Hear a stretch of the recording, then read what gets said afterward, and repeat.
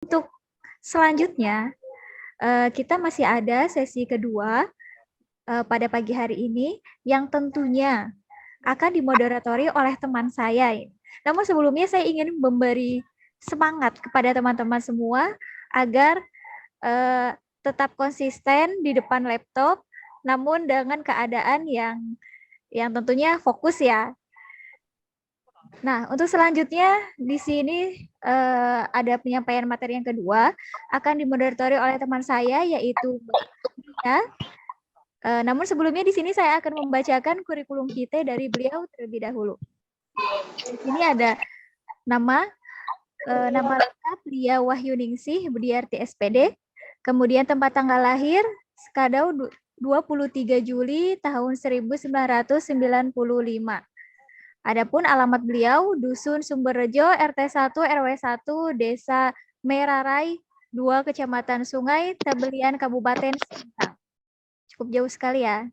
Nah, kemudian di sini ada nomor handphone beliau apabila ada yang mencatat 081257031287. Kemudian di sini ada pun beberapa riwayat beliau, yaitu riwayat pendidikan mulai dari jenjang TK hingga magister. Di sini beliau sekarang itu sedang menimba ilmu di Universitas Negeri Yogyakarta mulai tahun 2021 hingga sekarang dengan mengambil jurusan pendidikan fisika. Kemudian beliau juga sebagai alumni IKIP PGRI Pontianak pada tahun 2014 hingga 2019 dengan mengampu jurusan yaitu pendidikan fisika. Kemudian SMA beliau itu di SMA N1 Sintang pada tahun 2011 hingga 2014 yaitu sebagai jurusan IPA. Kemudian di sini ada beberapa pengalaman kerja beliau. Beliau juga menjabat sebagai sekretaris BPD pada instansi BPD Desa Merarai 2, Kecamatan Sungai Tabelian, Kabupaten Sintang pada tahun 2021 hingga sekarang. Kemudian beliau juga sebagai guru honor dan bendahara BOS di MA Al-Muhajirin Pandan pada tahun 2021 hingga 2022. Adapun di sini beberapa pengalaman pendidikan beliau pelatihan di sini beliau mengikuti BIMTEK BPD oleh Dinas Pemberdayaan Masyarakat dan Pemerintah Desa Kabupaten Sintang pada tahun 2021. Dan beliau juga mengikuti BIMTEK K13 bagi penyelenggara dan tutor pendidikan kesetaraan paket A, B, dan C Provinsi Kalimantan Barat pada tahun 2019. Kemudian beliau juga menjadi juri pada kegiatan Lensa Himdivis IKIP PGRI Pontianak pada tahun 2018. Kemudian di sini beliau juga yang terakhir ada sebagai penyisihan wilayah Pontianak Olimpiade Sains SD sederajat, Fisika SMP sederajat, dan Fisika SMA sederajat tingkat nasional pada tahun 2016. Nah, oke, mungkin segitu kurang lebihnya sekilas pengalaman beliau, baik pengalaman kerja maupun pendidikan. Nah, oke, langsung saja tanpa berlama-lama saya serahkan forum kepada Mbak Lia. Baik, terima kasih kepada Mbak MC kita, Mbak Dewi Nurul Hasni. Sebelumnya, saya ingin memberikan pantun. Bis sekolah dikemudi Pak Rohim, melintas perlahan di hari Minggu. Bismillahirrahmanirrahim. Assalamualaikum warahmatullahi wabarakatuh. Waalaikumsalam warahmatullahi wabarakatuh. Selamat pagi dan salam sejahtera. Salam Namo Buddhaya. Om Swastiastu, salam kebajikan. Yang terhormat Bapak Wipsar Sunubrams Duandaru SSI MSc PhD selaku pemateri Risetkas, dan yang saya banggakan teman-teman peserta dan panitia Risetkas pada hari ini. Puji syukur kita panjatkan kehadirat Tuhan Yang Maha Esa atas nikmat dan karunia-Nya kepada kita, sehingga dapat bertatap maya pada hari ini, Minggu 30 Oktober 2022 dalam keadaan sehat walafiat.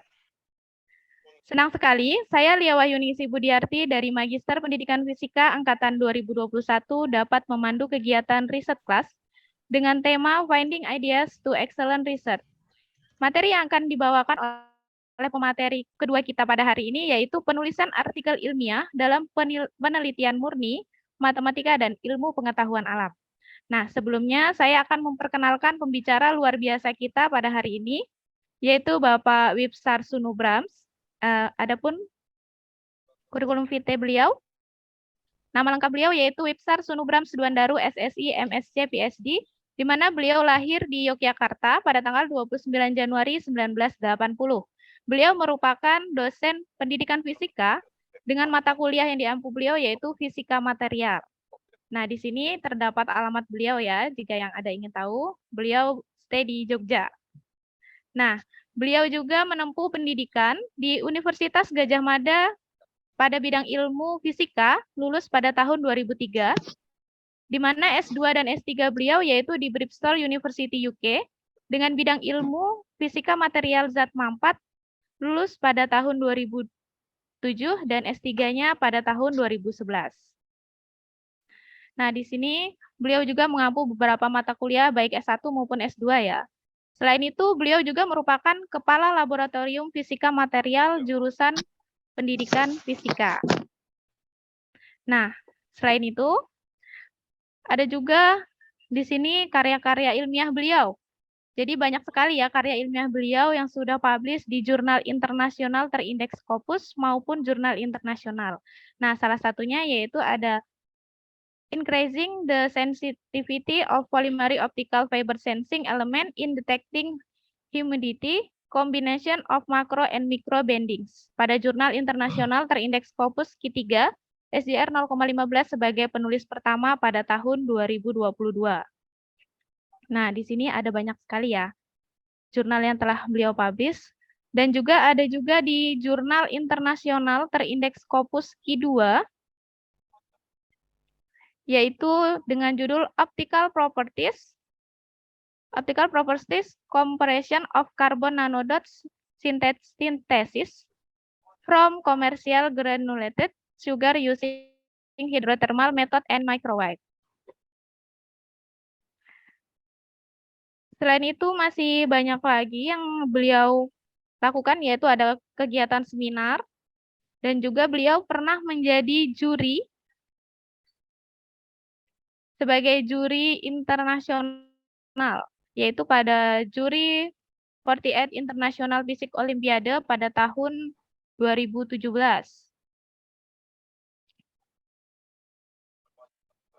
Next, Mbak. Banyak sekali ya, ternyata. Oke, baik. Oke, Pak. Terima kasih. Nah, demikian tadi adalah CV dari pemateri kita. Sebelumnya saya hendak menyapa dulu nih kepada Bapak Brams. Bagaimana Pak kabarnya Pak? Sehat? Alhamdulillah baik. Suara saya kedengar enggak? Terdengar Pak, jelas. Dengar? Ya. Dengar. Oke, dengar siap. Pak. Oke. Wah, sama nih Pak kita, merah-merah ya Pak ya. Gantian ya.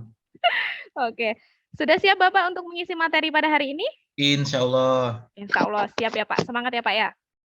Baik, sebelum beliau menyampaikan materi, silahkan kepada peserta untuk mempersiapkan dirinya, mempersiapkan catatan dan minuman untuk proses memperoleh ilmu yang optimal pada sesi kedua kita pada hari ini. Baik, tanpa berlama-lama lagi, marilah kita persilahkan kepada Bapak Brams untuk menyampaikan materinya. Kepada Pak Brams, dipersilahkan. Oke, terima kasih. Sekali lagi, apakah suara saya kedengaran dulu? Terdengar, Pak.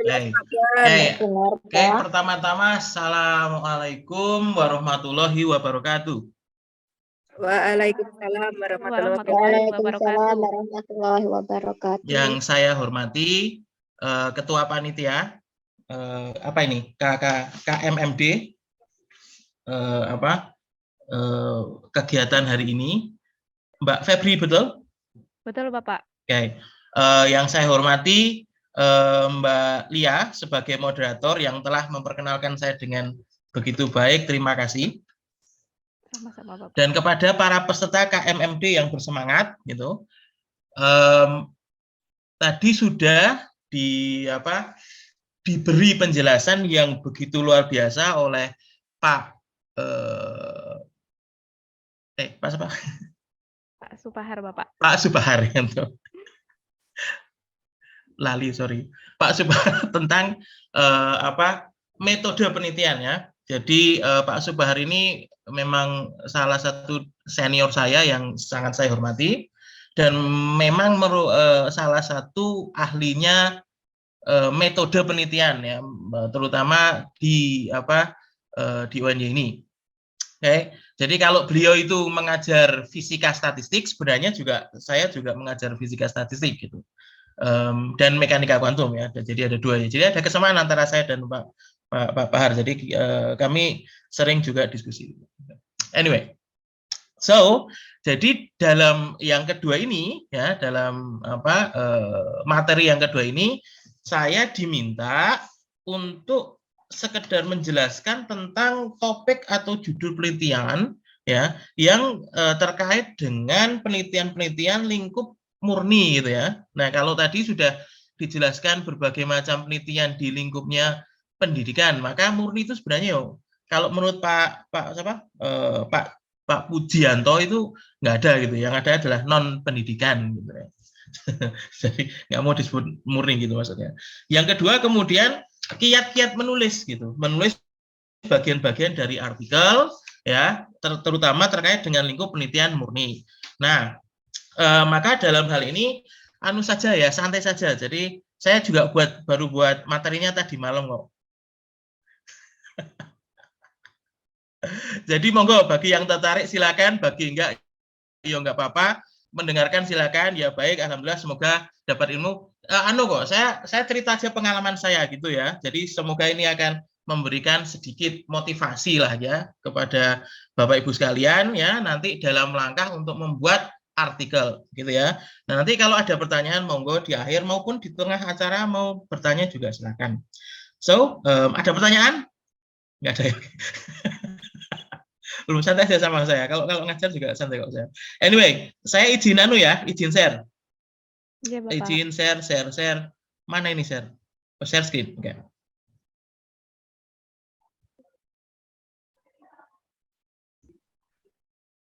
Apakah sudah terlihat?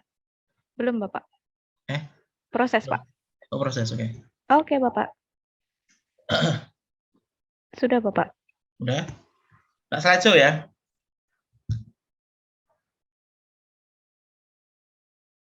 Oke, sudah kelihatan slideshow-nya? Sudah, Bapak. Oh ya, memang para dosen ini sedang banyak kegiatan, jadi saya maklum tadi Pak Bahar memang ke Hotel Indah Garuda. Saya juga ada kegiatan, tapi hari Senin dan Selasa.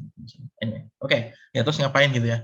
Nggak ada hubungannya. Oke, so yang penting, mari kita judul saya ini, jadi Writing Scientific Articles for Natural Sciences, tetapi tidak menutup kemungkinan juga ada kaitannya dengan cara menulis untuk yang pendidikan. Jadi jangan khawatir, ini bukan khusus untuk yang sains saja, tapi juga pendidikan juga bisa gitu ya. Jadi stay tune aja bagi yang mau tertarik, oke? Nah, daripada saya menjelaskan hal-hal teoritik tentang artikel itu apa dan lain sebagainya, maka saya langsung boom gini aja. Ya. Jadi ini adalah saya sebut sebagai heksagon dari format artikel ya, atau struktur artikel juga boleh. Jadi secara umum ya, semua artikel yang ada di mana saja gitu ya, itu minimal ada ke-6 ini. Oke. Jadi dimulai dari yang disebut dengan kepala artikel, kemudian hasil dan pembahasan, kesimpulan, dan habis itu referensi. Oke, ya. Nah, kenapa ini disebut dengan heksagon? Karena prinsipnya Bapak Ibu sekalian, begitu ya. Setiap bagian ini sebenarnya bisa dibolak-balik. Artinya bahwa ketika Bapak Ibu itu menulis artikel, sekali lagi, ketika Bapak Ibu itu menulis artikel, ya, maka bagian manapun sebenarnya urut dari kepala artikel, pendahuluan, metode, hasil pembahasan, kesimpulan, dan referensi, nggak harus urut. Ya. Jadi kalau misalnya, saya sukanya apa dulu ya, itu ditulis dulu yang bisa. Begitu ya. Dan nanti akan kita eksplorasi lebih lanjut. Cuman sekali lagi, biasanya secara umum yang namanya struktur artikel itu adalah ada ke-6 baik yang untuk pendidikan maupun untuk non-pendidikan maupun untuk teknik maupun untuk sosial, budaya, bahasa, semuanya sebagian besar seperti ini, kecuali jika jurnalnya yang meminta struktur lain. Who knows, ya? But well, it doesn't matter, because it's generally it's this, okay? Begitu. Okay? Maka yang akan kita fokuskan pada pertemuan ini adalah terutama bagaimana tadi adalah pada bagian judul atau topik gitu ya, berarti bagian kepala artikel, dan kemudian sedikit akan saya bahas sedikit karena pada metodenya sudah dibahas banyak oleh Pak Pahar gitu ya, jadi sudah baik sekali gitu, dan ya sudah itu aja. Jadi dan tambah pengalaman gitu maksudnya, oke?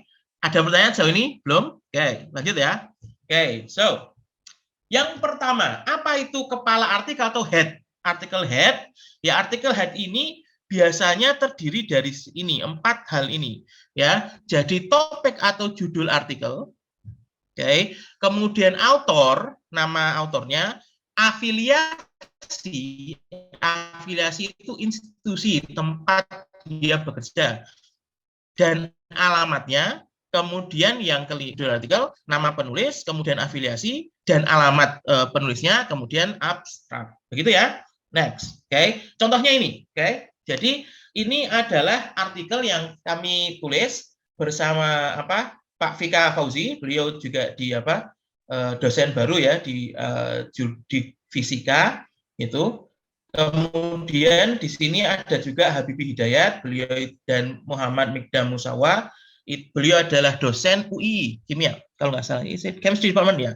Kemudian bersama Pak Suparno, kemudian Bu Pinaka, dan kemudian mahasiswa kami yaitu Mbak Eka. Oke. Dan ini sudah terbit di Nanostructure and Nanoobject yaitu Q1. Dan ini yang artikel kami terbaru.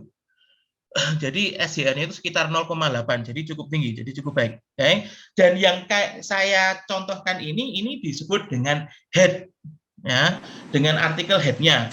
Jadi ya setiap jurnal itu punya cara seni sendiri dalam membuat jurnalnya gitu ya. Nah ini biasanya yang bentuknya dari Elsevier. Elsevier itu merupakan salah satu publisher atau penerbit artikel dan buku. Ya, jadi salah satu yang besar gitu maksudnya. Dan dia kan juga memiliki Scopus kalau nggak salah. Ya. Kemudian ya ini ada judulnya. Jadi Synthesis of polyacrylamide, graphene oxide, clove oil, essential oil, composite via physical adsorption method for potential antibacterial packaging application. Sintesis PAM, HO, dan minyak essential oil itu minyak atsiri ya, cengkeh ya, sebagai untuk potensial antibakteri dalam aplikasi kemasan. Oke. Nah, kemudian penulisnya ada di sini, kemudian juga di sini adalah afiliasinya, dan kemudian diikutsertakan dengan abstraknya. Oke. Kadang-kadang juga jurnal itu juga punya artikel infonya. Kapan dia diterima artikelnya, kemudian kapan kemudian direvisi pertama, kemudian kapan diterima, gitu ada semua itu. Dan kemudian keyword atau kata kunci merupakan bagian dari abstraknya. Oke, jadi sudah ada semua di sini ya, judul, nama penulis, afiliasi, dan abstrak, semuanya. Oke, dan tentu sekali lagi setiap jurnal memiliki cara penulisan sendiri-sendiri, tapi ini salah satu cara penulisan di Elsevier. Oke, kemudian, kemudian kita lebih ke hal yang menyebabkan bagaimana kita bisa menentukan topik dan judul. Ya, ini yang banyak ditanyain sebenarnya sama mahasiswa. Kemudian kalau saya presentasi itu banyak ditanyain gitu. Bagaimana Pak kalau kita mau membuat judul atau topik atau milih judul atau topik itu bagaimana? Lah, Pak Pahar menyatakan banyak membaca artikel dan itu betul. Oke. Nah, tapi kita mulai dari kriterianya dulu. Apa sih yang menjadi kriteria atau tanda-tanda ya dari topik atau judul yang baik? Itu kita bisa menggunakan formula Viner. itu oleh Halley ya 2001. Jadi itu merupakan singkatan atau abreviasi. Oke. Yang F itu disebut dengan visible ya atau dapat dilakukan. Kemudian I itu interesting ya, itu misalnya terbaru, up to date gitu dan menarik ya, interesting bahasa Indonesia menarik ya. Kemudian novel ya. Novel itu bukan novel cerita singkat ya, tapi novel itu dari kata novelty atau keterbaruan. Kemudian juga etis dan relevan atau berimplikasi. Jadi carilah topik-topik atau judul-judul yang memenuhi kriteria ini. Sarannya si Halinya. Nek saran saya, kalau Bapak Ibu itu misalnya baru memulai, maka sebenarnya apapun judul atau topik itu tidak masalah gitu. Oke. Jadi itu malah pesan saya agak radikal, tapi tidak apa-apa karena kalau kita tergantung dari yang seperti ini, misalnya harus visible, harus interesting, novel, nggak jadi-jadi nanti. Silakan nanti kalau mau berdebat dengan saya, tapi baik bertanya gitu ya. Jadi ini hanya sebagai sebuah indikator saja. Bahwasanya kalau untuk mencari kriteria atau topik yang bagus itu seperti ini gitu. Oke, begitu. Oke. Nah, tetapi tentu saja maka kriteria atau topik judul itu tidak bergantung pada metode yang kita ambil atau yang akan kita lakukan ketika nanti membuat artikelnya, kan begitu. Oke. Jadi bahkan sebelum bahkan dalam penelitian juga maka sebenarnya kalau kita mempertimbangkan kriteria judul dan topik itu sebenarnya tidak bergantung pada metode yang kita ambil. Artinya justru metode nanti mengikuti kriteria topik mengikuti topik atau judul. Oke. Dan bahkan topik atau judul itu lebih berkaitan erat dengan bagian introduction. Oke, begitu. Jadi bagian itu justru nanti topik di bagian introduction-nya itulah maka visible, interesting, novel, ethical, relevan itu nanti keluar semuanya di situ. Tapi kalau yang di topiknya belum ya, dan itu tidak harus bergantung pada metode yang digunakan. Justru metode bergantung nanti pada topik yang kalian yang Bapak Ibu ambil gitu. Oke. Nah, seperti tadi loh, terus bagaimana Pak ini untuk mendapatkan atau untuk memperoleh judul atau topik yang baik? Nek menurut saya secara pengalaman ya, secara pengalaman itu ada 3 ya. Selain itu saya tidak tahu, tapi secara pengalaman saya selama berapa tahun, 10 tahun dalam menulis artikel, maka ada 3 cara biasanya. Oke. Dan ini saya fokuskan karena memang diminta sekali lagi di dalam tornya KMMD. Oke, yang pertama adalah membaca dan membaca itu adalah pesan orang tua sejak zaman bahula. Kalau ingin namanya penelitian, kalau ingin namanya menulis artikel, maka yang bisa dilakukan untuk mencari ide atau topik atau judul itu membaca. Entah itu membaca artikel, entah itu membaca koran, entah itu membaca majalah gitu ya. Apapun dibaca itu untuk mencari ide. Bisa. Oke. Yang kedua adalah observasi. Bapak Ibu sekalian, kalau Bapak Ibu sekalian ini ya pendidikan fisika ya atau juga yang lain, atau saya fisika misalnya, fisika non pendidikan gitu ya, maka alam semesta ini adalah lab yang paling besar. Apapun yang ada di alam itu sebenarnya layak untuk menjadi topik atau judul. Maka ya salah satu cara untuk mendapatkan topik adalah ya kita observasi apa aja yang ada di lingkungan kita sendiri. Begitu. Oke. Itu bisa menjadi, itu akan memunculkan ide untuk melakukan penelitian karena di situ loh, ini menarik untuk diteliti. Nah, yang paling susah adalah itu dapat ilham itu. Ilham itu bukan nama ya. Jadi ada namanya di sini ilham nggak ada. Oke, ya. Jadi dapat ilham itu dapat apa namanya? Apa ilham itu? Tiba-tiba wah gitu ya. Tiba-tiba dapat apa Mbak Lia? Ilhamnya apa? Anugerah, Bapak. Anugerah. Ya boleh anugerah juga boleh. Ide yang pencerahan ya Pak ya. Pencerahan gitu. Oh pencerahan betul. Oke pencerahan. Ya itu yang barangkali paling susah. Tetapi biasanya justru yang pencerahan ini yang biasanya mengubah dunia. Gitu. Oke, saya ambilkan contoh gini. Oke, kayak gini. Oke, ini adalah hasil membaca gitu ya. Jadi contoh dari kalau kita mencari ide dari membaca. Dan pengalaman saya sendiri. Oke. Nah, salah satu artikel pertama yang pernah saya tulis itu saya kembali ke 2004. Jadi barangkali Bapak Ibu belum lahir ini atau sudah ya? Sudah. Oke. Ya. Dan itu berjudul On the Interpretation of Schrödinger's Cat Paradox, The Standard Quantum Logic Approach. Dan yang di sebelah kanan ini, beliau ini adalah Dr. Farhani Roshid, dan yang di sebelah kanan lagi adalah Dr. Dwi Satya Palupi. Beliau berdua ini adalah pembimbing skripsi saya ketika di UGM yang tadi sudah dijelaskan oleh Mbak Lia. Okay. Jadi beliau ini adalah pembimbing pertama Pak Roshid dan yang kedua ini adalah pembimbing kedua saya. Nah, ketika saat itu, gitu ya, saya baru sudah tahun ketiga kalau nggak salah. Nah, kemudian Pak Roshid ini baru pulang dari Jerman. Okay. Nah, kemudian ketika itu kemudian kami diminta untuk mulai menuliskan skripsi gitu. Nah, kemudian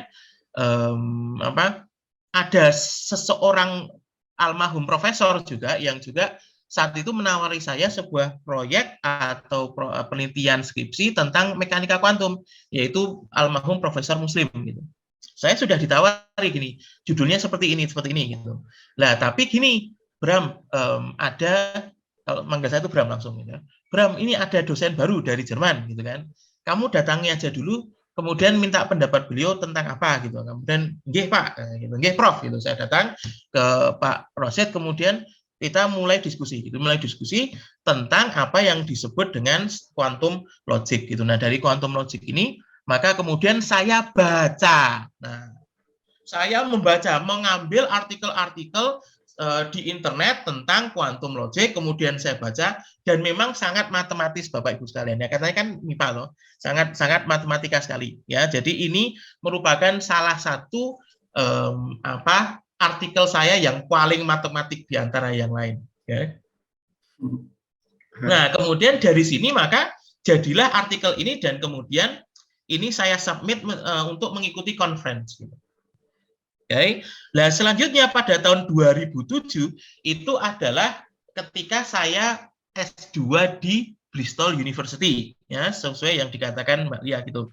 Nah, prosesnya sama. Jadi yang di kanan ini adalah Matthias Smith, ya sekarang profesor di Bayreuth University. Ya di sini adalah profesor di Bayreuth University. Ya kemudian yang kanan ini adalah Robert Evans, Profesor Evans, dan beliau itu sudah emeritus itu sudah pensiun dari Bristol 2 tahun yang lalu. Oke. Nah, ini sama. Jadi ketika saya pertama kali sampai di Bristol, itu saya nggak mengenal apa-apa ya. Jadi yang pertama kali saya pertama kali itu menghubungi lewat email itu beliau ini, Prof Evans ini. Nah, ketika saya sampai di Bristol yang pertama kali itu nggak ditanyain apa-apa tentang apa skrip tesis atau sudah penelitian belum atau apa gitu. Yang ditanyain adalah kamu sudah nyaman nggak di sini gitu, tempatmu enak, nggak dingin gitu. Nah, kalau kamu masih merasa nggak enak, disuruh pulang saya. Disuruh pulang, pokoknya terbiasa dulu, baru kemudian kita bicara tesis gitu. Karena saat itu S2 yang saya ambil itu 1 tahun dan itu by research. Jadi langsung penelitian, jadi nggak ada kuliahnya gitu. Oke. Nah, ternyata prosesnya sama. Jadi ketika kemudian seminggu kemudian saya datang lagi Prof Evans ini, kemudian saya ditawari judul kalau saya penelitian saya ini gitu. Oke. Nah, kemudian ada dosen baru gitu. Ada dosen baru namanya Matthias Smith, beliau dari Jerman. Ya, kamu ketemu sana sama Matthias gitu. Dia melakukan apa gitu ya. Nah, kemudian saya ketemu dengan Matthias Smith gitu. Kalau di sana di luar negeri itu panggilannya nama depan. Jadi walaupun profesor gitu saya bilang bab gitu. Oke, sebentar ya. Sebentar dulu.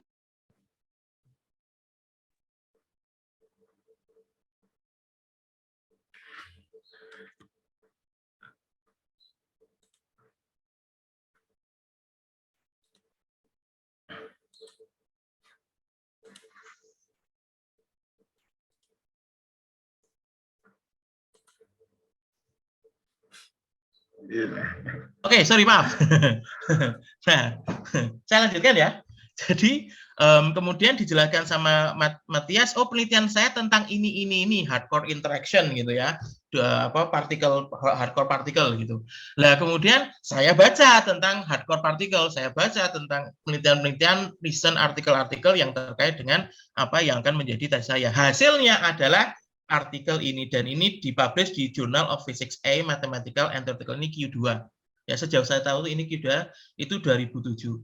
Nah, kemudian ketika saya lanjutkan lagi S3 saya, ya, maka saya melanjutkan apa yang dilakukan oleh apa yang sudah saya lakukan di S2, dan hasilnya adalah saya berhasil publish di Physical Review. Bapak Ibu sekalian, kalau Bapak Ibu sekalian itu bisa publish di Physical Review, jos. Berarti ini jos sendiri ya, enggak sih? Apalagi Physical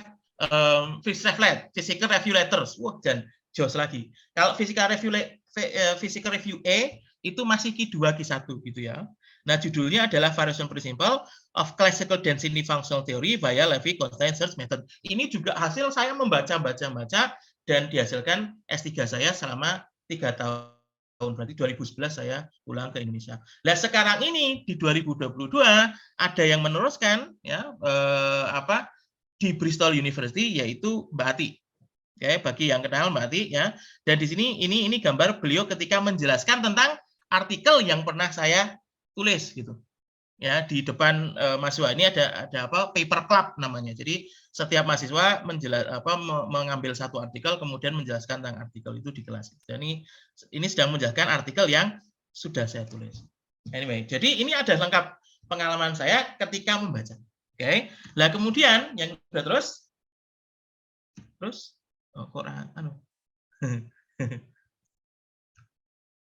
next.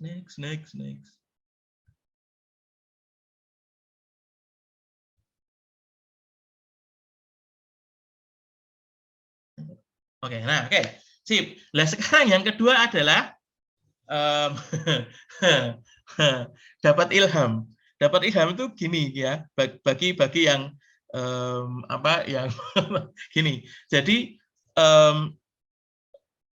dulu ada seorang profesor sudah meninggal dari UGM ya, Profesor Kamsul Abraha namanya. Profesor Kamsul Abraha itu juga S3-nya di Inggris di Essex University. Ya. Nah, beliau itu pernah cerita sama saya begini. Ketika saya dulu kuliah S3 di Essex itu saya buntu. Jadi beliau mengalami kebuntuan gitu, ketika mencari sebuah parameter untuk menyelesaikan komputasinya gitu ya. Parameter apa ini atau berapa ini nilainya. Nah, kemudian beliau itu sholat gitu. Lah sholat tuh tiba-tiba kebayang gitu, sit lewat gitu.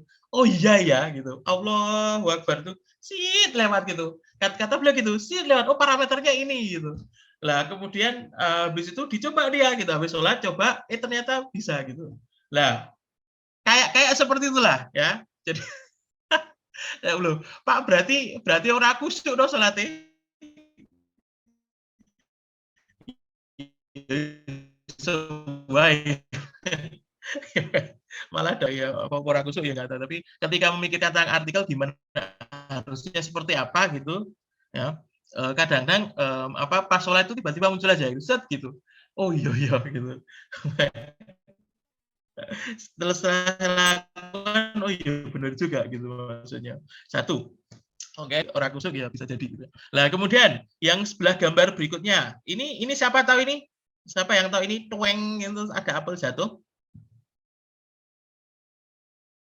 Newton, Pak. Siap, betul. Jadi ini adalah Newton gitu ya, Isaac Newton dan gravitasi. Jadi legendanya mengatakan bahwa Newton itu sedang duduk-duduk di bawah pohon apel gitu, ya. Dan kemudian tiba-tiba ketika dia memikirkan sesuatu gitu, kemudian tiba-tiba kejatuhan apel, oh iya. Kemudian dia menemukan ide tentang gravitasi, ya kayak seperti itulah yang kalau ilham ya kadang-kadang memang susah gitu. Dan sebagai catatan Bapak Ibu sekalian, jadi ketika saat itu gitu dunia itu sedang pas dilanda oleh pandemi juga gitu loh, Black Plague kalau nggak salah. Jadi justru gravitasi itu ditemukan ketika ya oleh Newton itu ketika ditemukan saat terjadi pandemi seperti sekarang ini. Oke. Nah, kemudian yang ini yang ketiga adalah yang kedua tadi ya sebenarnya itu adalah melalui observasi. Nah, mari kita lihat yang pertama ini. Ini siapa tahu Bapak Ibu sekalian? Ada yang tahu?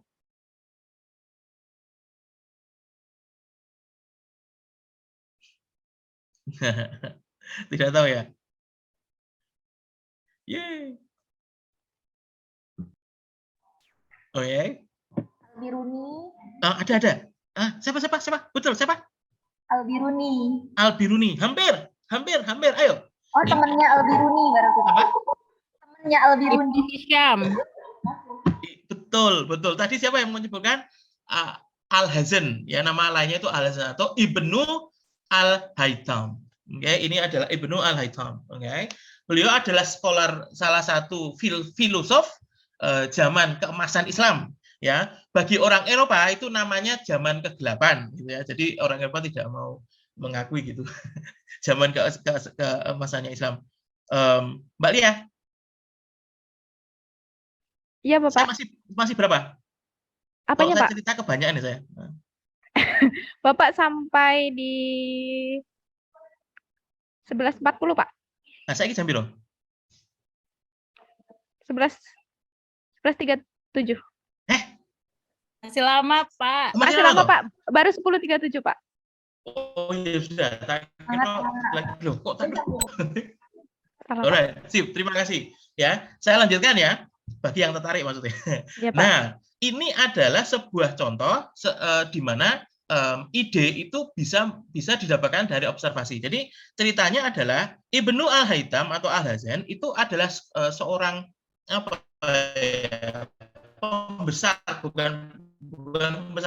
ilmuwan, jadi scholar, filosof dari zaman keemasan Islam. Nah, kemudian beliau itu diminta oleh Sultan saat itu ya untuk membendung Sungai Nil. Jadi bayangkan Sungai Nil itu ya sangat luas ya, pokoknya deras gitu ya. Di Mesir gitu ya, di Mesir, dan itu gunanya adalah untuk nanti sebagai irigasi.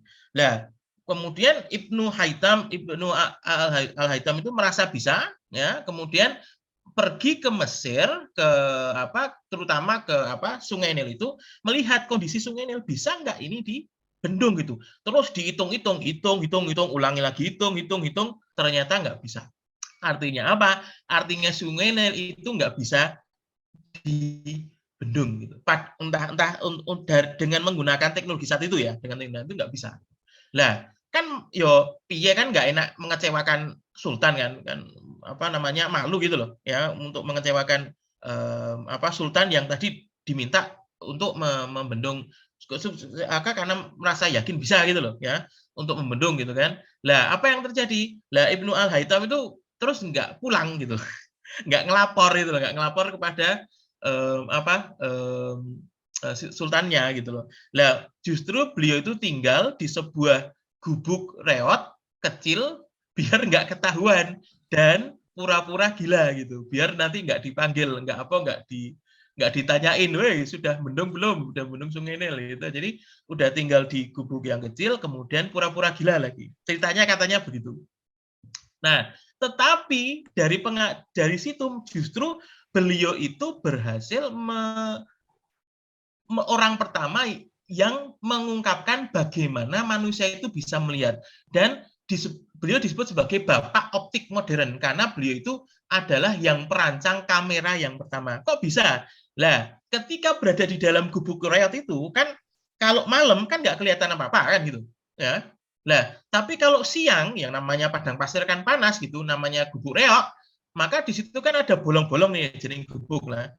Lah nek ngono nek pas bolongnya itu kan kadang-kadang ada sinar yang masuk kan. Jadi kayak sinar yang masuk gitu. Sini ada apa lintasan sinar masuk mengenai sebuah benda, kemudian habis itu kita bisa melihat bendanya. Sedangkan yang di sekitar situ nggak bisa kita lihat, masih gelap. Oh, berarti kesimpulan dari observasi ini gitu ya. Maka Ibnu Al-Haytham mengatakan gini, berarti kita bisa melihat itu bukan karena mata kita mengeluarkan cahaya, tapi ada sumber lain, matahari, lampu, yang kemudian memantul dari benda, kemudian masuk ke mata. Nah, ya, jadi orang pertama yang menjelaskan bagaimana orang bisa melihat. Nah, dari situ maka dia juga mengungkapkan ini gambarnya yang karena ini bagaimana kamera modern yang pertama kali gitu. Jadi pembentukan bayangan. Jadi beliau merupakan salah satu bapak optika modern. Jadi jangan dikira bahwa scholar atau ilmuwan itu berasal dari Eropa semua, tidak, atau Amerika, tidak. Hanya yang orang diakui baik. Orang dengar, oke. Bebas politik. Nah, oke. Lah tahu yang kedua ini siapa? Ada yang tahu? Ayo, hai. Yang ini adalah hasil apa? Sorry. Aku kebablasan mencet ya. Dia adalah John Fortney Jr. ya. Ini orang Yahudi. Okay. Dan beliau ini adalah orang yang menemukan Nash equilibrium ya atau kesetimbangan Nash. Itu beliau ini memperoleh hadiah Nobel pada tahun 2004 atau 5 saya lupa karena menemukan sebuah konsep di dalam matematika yang itu menjadi landasan ekonomi baru ya, dunia baru. Okay. Nah, yang sebelumnya itu Bapak ekonomi dunia itu siapa? Bapak sekalian? Aku lali sini. Ada yang tahu? Nah, ya siapa yang gitu sambil jalan gitu ya. Nah, John Fortney ini juga merupakan seseorang yang unik gitu. Jadi dia ini seorang matematikawan. Jadi bukan fisikawan, tapi saat itu di Princeton ya matematikawan dan fisikawan itu bekerja bersama karena mereka sama-sama bekerja di Manhattan Project. Jadi yang di bom atom ya, di bom atom. Oke. Nah, dia ini termasuk mahasiswa yang penyendiri, tidak suka dia itu tidak banyak teman gitu ya. Ya ada teman tapi hanya teman tentu, tapi dia sangat introvert.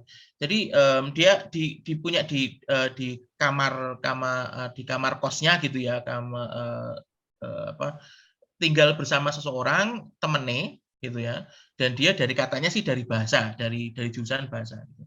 Lah, ini yang menarik dari John Fortney ini adalah ketika dia itu kuliah, dia itu tidak suka kuliah itu sendiri. Okay? Dia tidak suka membaca. Dia tidak suka untuk mengikuti kegiatan-kegiatan kuliah. Oke? Okay? Tahu nggak kenapa, Bapak sekalian? Ada yang tahu? Barangkali sudah pernah saya ceritakan? Belum, Pak. Apa? Belum, Pak. Halo? Belum. Belum. Ya, John Fortney mengatakan, if you go to school, if you go to lectures, or you read books, it dulls your mind. Ada yang tahu maknanya? Artinya, if you go to school, if you go to lectures, or you read books, it dulls your mind. Apa? Kalau dia mengaku buku seperti yang dibaca mahasiswa, maka saya malah menjadi semakin bodoh. Mengapa? Karena menurut dia membaca buku itu atau kuliah itu justru menghalangi dia untuk mendapatkan ide original. Idenya sendiri, original, yang belum pernah ada sebelumnya. Kayak katanya ada gitu. Jadi Bapak Ibu sekalian, kalau mau cari ide, nggak usah kuliah ya. Jangan gitu. Nanti saya diprotes Pak Pahar nanti. Oke, anyway. Nah, maka kemudian pernah didatangi sama dekan lah gitu, kalau sini dekan gitu ya, Prof. Ariswan itu didatangi gitu ya. Hey, Nes, kamu sudah kuliah di sini selama 3 tahun, ini sudah mau selesai nih. Teman-temanmu sendiri sudah selesai pada bekerja, kamu ngapain gitu loh. Lah dia, maaf Prof, saya pokoknya coba saya mencari ide saya. Ya, kamu mencari ide barumu gitu. Lah ada nggak? Belum ketemu gitu. Okay. Lah kemudian sampai dia merasa begitu stres gitu ya. Maka suatu saat di kamarnya katanya sampai kemudian gelut dengan temannya sendiri ya, sekamar itu, sampai kemudian mejanya itu dibuang dari lantai 3 kemudian jatuh. Nah kemudian temannya itu bilang ya, temannya si Nes ini bilang bahwa jawabannya tidak di ruang ini, tidak di ruang kosmu ini, tidak di dormatoriumnya, tapi di luar sana gitu. So kemudian si Nes ini kemudian belajarnya itu di kafe. Ya, sekarang itu banyak kafe-kafe. Di kafe betul, di kafe-kafe di sana namanya pub ya, kalau di Inggris namanya pub gitu. Nah, suatu saat datanglah kemudian 3 orang perempuan ya. Nah, kemudian di situ ada Jones, kemudian sama 2 temennya gitu ya. Nah, kemudian si Jones itu berpikir gitu. Kan ada salah satu yang paling cantik gitu. Nah, ini Jones loh, bukan saya loh ya. Ini ceritanya gini ya. Kalau bagi yang dong, tapi kalau enggak apa-apa. Bayangkan juga ya. Nah, kemudian andaikan ya Jones sama kedua temennya, jadi ada 3 ya, itu berusaha untuk menarik perhatian yang paling cantik di antara ketiga cewek tadi, maka yang kedua cewek ini nggak akan dapat teman. Gitu. Dan pasti yang 2 orang cowok ini juga nggak dapat teman, karena misalnya kan satu-satu.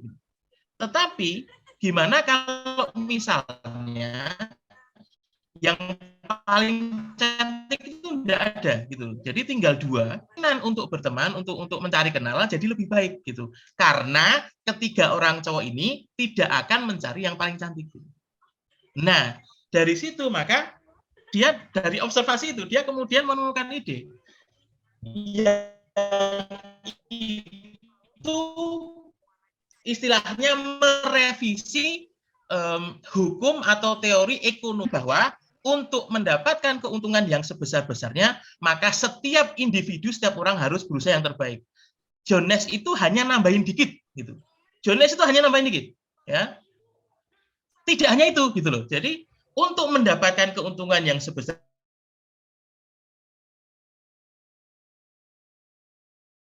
tapi kelompoknya juga berusaha yang terbaik. Jadi tidak hanya individu, tapi kelompok itu harus berusaha yang terbaik juga. Hanya dengan menambahkan sedikit itu menjadi landasan ekonomi.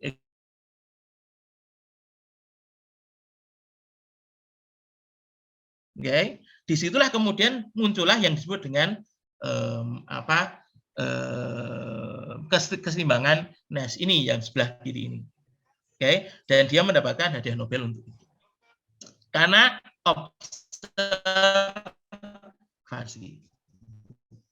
Bukan karena nggak kuliah ya lah, karena observasi. Oke. Ide original. Oke. Kemudian ini yang terakhir. Oke. Jadi Ibu Ketua ini, ya, ini yang sebelah kiri itu Mbak Febri, kemudian yang sebelah tengah itu Mas Pram, ini juga S2 di sini ya, kalau ada di sini. Kemudian yang terakhir itu Mbak Ati. Oke. Nah, ketika ya diskusi tentang dulu itu PKM gitu, PKM apa? Ya kreatif mahasiswa kayak loh, ya program kreatif mahasiswa gitu. Maka kemudian saya punya ide gitu. Kemudian saya sampaikan kepada Mbak Febri ini, kemudian bagaimana kalau kita meneliti tentang hubungan antara ya apa yang telah saya pelajari ketika di Inggris, yaitu TASEP itu, dengan apa yang ada di sosial, atau kalau ilmunya berarti itu adalah sosiologi, ya, bagaimana perilaku manusia gitu ya. Maka kemudian di dalam PKM-nya itu program kreativitas mahasiswa, kemudian kita munculkan sebuah ide. Nah, ide ini merupakan campuran dari observasi dan juga membaca. Nek ilham kita yura ya.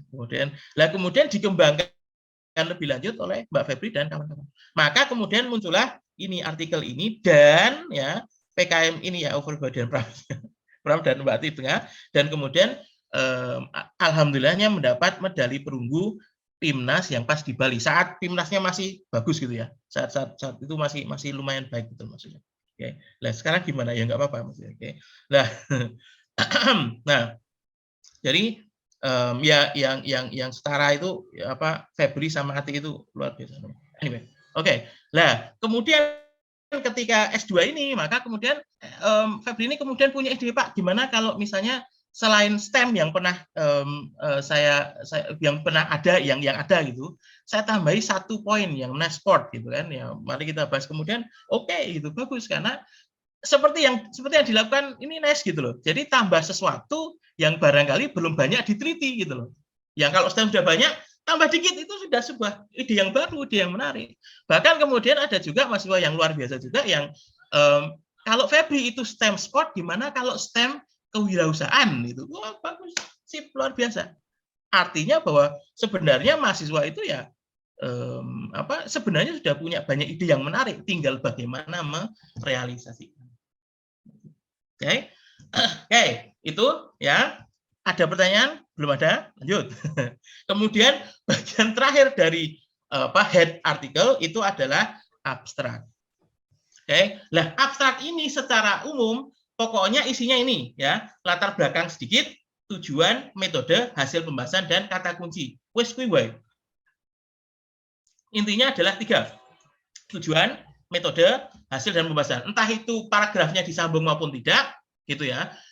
Kadang-kadang ada paragraf yang dipisah, ada paragraf yang digabung menjadi 1 paragraf, gitu, tergantung jurnalnya. Oke, dan cara penulisannya juga beda-beda. Contohnya adalah seperti ini. Oke, ini adalah artikel yang kami tulis bersama Prof. Heru, ya, dan Ikhwan itu adalah mahasiswa kami juga di Fisika Murni, ya. Judulnya adalah Increasing the Sensitivity of Polymer Optical Fiber Sensing Element in Detecting Humidity. Combination macro and micro bending. Ya, maka kalau kita lihat abstraknya di sini, ya, maka bagian pertama ini, kalimat pertama adalah bagian latar belakang dikit. Humidity sensing is essential, adalah penting in various field, including industrial process, agriculture, engineering, and health. Itu introduction, itu adalah bagian latar belakang yang disisipkan ke dalam abstrak gitu. Nah, kemudian selanjutnya tujuannya mana? Tujuannya ini, ya. In this study, ya di sini, in this study, a combination of micro and macro bending was proposed to increase the sensitivity of the sensing and bla bla bla bla bla bla. Gimana caranya? Kemudian hasilnya dimulai dari the result shows that the result showed that increasing the humidity caused the normalized power to decrease gitu. Ada typo ya. Waduh, ada typo, sorry ya. Enggak baca saya. Anyway, increasing the power loss of bla bla bla. Jadi itu adalah bagian hasil. Oke. Yang terakhir di sini adalah keyword atau kata kuncinya. Kata kunci itu bisa diambil dari judulnya atau diambil dari bagian yang penting yang dibahas secara konsisten dari pendahuluan sampai kesimpulan, ya, gitu. Oke. Nah, selanjutnya, yang kedua setelah kemudian kita membahas tentang head article, ya, jadi head article tadi sudah, dan utamanya adalah bagaimana kita mendapatkan ide. Nah, kemudian bagian introduction atau pendahuluan, Bapak Ibu sekalian, ya, intinya cuma 1, ya. Jadi ya penjelasannya ada banyak, tapi tipsnya, ya, tips bagi yang ingin nulis artikel adalah pada bagian introduction itu adalah gap analysis, ya, analisis gap atau analisis kesenjangan. Analisis kesenjangan itu adalah apa yang ada sekarang ini. Jadi itu studi literaturnya. Tapi ingat sekali lagi, ya, studi literatur itu, introduction itu bukan studi literatur, ya, tapi nanti, oke. Nah, kemudian apa yang diinginkan itu tujuannya. Nah, antara tujuan dan apa yang ada itu ada gap. Nah, disitulah permasalahannya, yang itu memunculkan Finer ini. Oke. Oke, jadi visible, interesting, novel, ethical, relevant, itu muncul karena adanya gap analisis, dan itulah yang perlu ditulis di dalam introduction. Dah itu aja. Oke. Jadi tipsnya itu gap analisis. Jangan lupa, kalau kalian nulis di dalam pendahuluan introduction, gap analisis itu untuk pendidikan atau untuk non pendidikan atau manapun, gap analisis. Oke, introduction. Oke. Nah, kenapa? Karena ketika seseorang itu mensitasi artikel kita, maka yang dibaca paling banyak selain abstrak itu ya introduction. Bagian introduction-nya. Udah setelah itu biasanya terus metode gitu, hasil cuma di scan gitu. Tapi yang biasanya banyak dibaca adalah bagian introduction. Dan di sini yang masih merupakan kelemahan bagi mahasiswa baik S1, S2 maupun barangkali juga S3 yang mengikuti di sini. Oke. Ingat, introduction itu bukan studi literaturnya. Oke. Nah, saya tahu Bapak Ibu. Nah, justru gini, kan kalau dari yang S2 ya, Bapak Ibu kan biasanya dapat metopen gitu atau apa ya? Yang disuruh membuat itu loh, disuruh membuat meringkas artikel sebanyak 1000 gitu ya. Enggak sampai ya. 1000 artikel gitu ya, 25 gitu ya, 25, 50 gitu ya. Habis itu kemudian dibuat tabel, diwarnai bagus-bagus gitu. Ya apik kuwi ya dia apik bagus, kemudian jadikan judulnya bagus gitu ya. Nah, mari kita melihat lebih dari itu gitu loh. Mari kita melihat bahwasanya justru sebenarnya dosen gitu, Prof Heru itu ingin agar Bapak Ibu itu ketika nantinya membuat artikel itu sudah siap dengan introduction yang itu sebenarnya bukan untuk studi literaturnya gitu, bukan pada studi literaturnya, tapi untuk mencari gap, untuk mencari apa sih yang belum dipelajari ketika Bapak Ibu itu melakukan studi literatur itu loh. Oke. Karena kebanyakan kalau saya itu membaca artikel-artikel Bapak Ibu sekalian, itu bagian introduction itu isinya cuma studi literatur. Kecuali ya memang membuat artikel review ya, artikel review itu nanti lain lagi. Walaupun artikel review pun dalam introduction itu pasti juga ada kayak gap analisis gitu. Oke. Sekali lagi Bapak Ibu sekalian, inilah salah satu kelemahan artikel yang dibuat oleh Bapak Ibu sekalian, itu bahwa bagian introduction itu isinya adalah apa STEM itu gitu. Sudah dipelajari oleh siapa saja. Apa itu misalnya project based learning. Kok malah kembali ke pendidikan. Sorry ya. Non pendidikan, oke. Ya. Tapi kemudian penelitiannya sudah, tapi tidak pernah. Lah, masalahnya opo gitu. Gapnya di mana gitu. Masalahnya di mana? Apa yang perlu itu belum ada. Oke.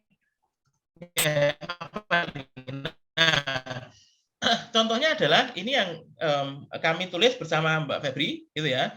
A study of mutual cooperation dynamic toward individual behavior of community via simple lattice gas model.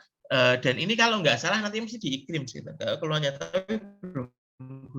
Jadi, nah ini adalah bagian introduksi, saya nggak ambil semuanya. Jadi di atasnya itu adalah penjelasan tentang apa itu TASEP, apa itu tentang mutual cooperation dan lain sebagainya. Maka yang menyatakan bahwa ini ada gapnya, this study will give further insight beyond assumption. Nah itu adalah tanda-tanda bahwa di situ tuh ada masalah. Jadi dalam studi ini akan diberikan penjelasan lebih lanjut yang melebihi asumsi-asumsi sebelumnya. Nah, di situ merupakan tanda bahwa ini dia gapnya di sini. Gitu. Artinya selama ini teorinya barangkali belum pernah ada secara matematik gitu bahwasanya namanya gotong royong itu mengubah perilaku individu gitu. Nah, teorinya di mana? Nah, kita bisa memberikan itu. Nah, gitu. Oke. Contoh lain misalnya. Oke, lihat yang biru itu. Jadi for over 30 years, bla bla bla bla bla bla bla, few studies consider the fundamental question. Nah, di situ adalah tanda-tanda gap-nya.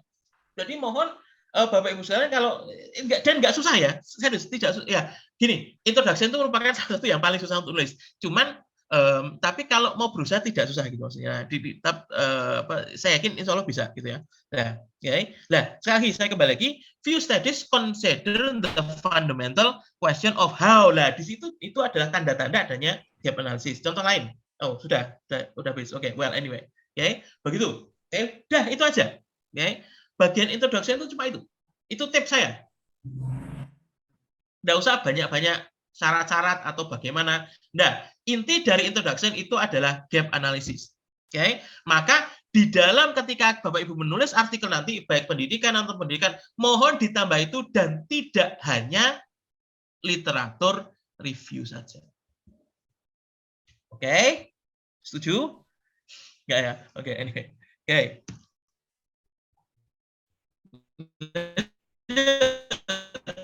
Nah, sekarang bagian yang penting juga.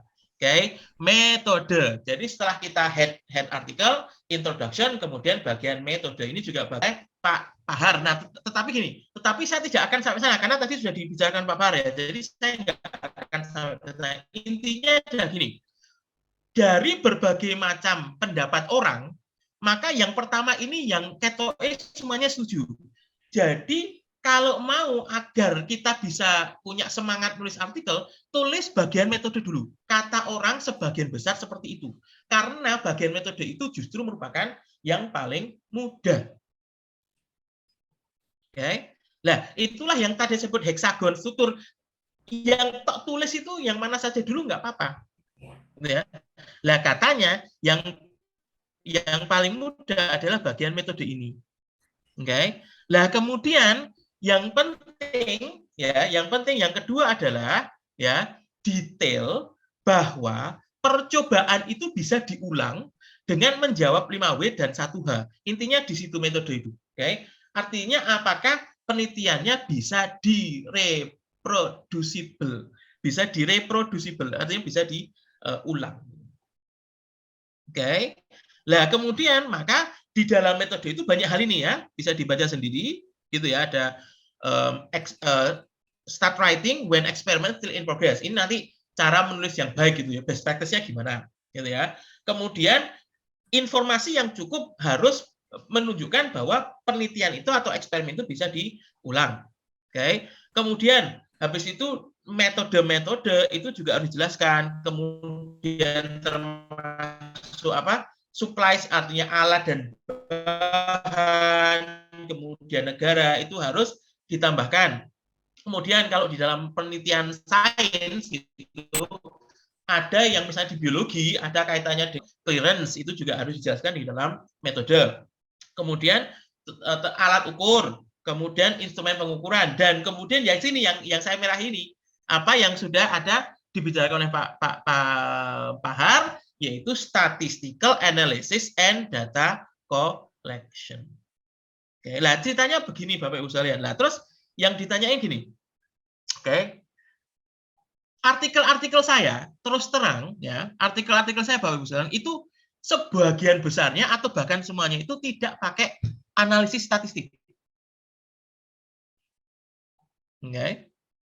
Sekali lagi, jadi sebagian besar artikel saya itu tidak memakai analisis statistik gitu. Tetapi ya saya tetap diminta untuk membimbing S2 gitu maksudnya. Anyway, yang metode yang digunakan adalah kuantitatif juga. But untuk yang fisika non pendidikan atau fisika murni, artikel saya tidak ada yang menggunakan metode kualitatif atau kuantitatif atau analisis statistik itu.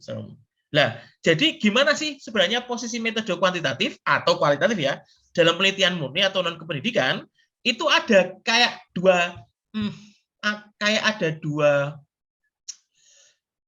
pandangan gitu ya, dua pandangan itu. Yang pertama adalah pandangan bahwasanya metode kuantitatif itu merupakan metode IPA ya, metode di sains gitu. Sedangkan metode kualitatif itu merupakan metode social science gitu. Oke, ada yang memberikan pandangan sehingga antara metode kuantitatif dan metode kualitatif itu ya artinya untuk dua hal yang berbeda gitu. Oke.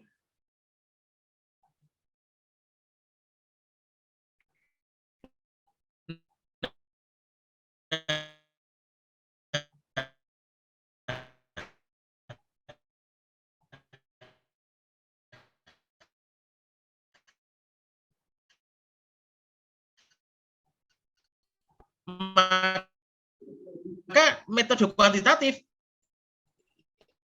merupakan bagian dari metode yang digunakan ini Pak, kemudian lebih jauh dari ini. Oke.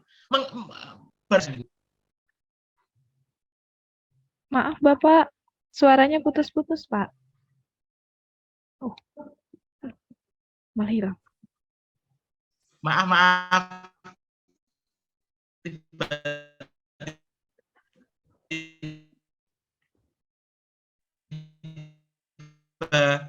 Keputus ya? Iya Bapak, Halo? suaranya putus-putus Pak. Apakah saya bisa didengar? Oh ya, putus, Ya. sorry ya. Tadi Oke, agak Bapak. putus gitu. Oke, udah Ya. kedengaran. Oke. Tinggal berapa menit saya?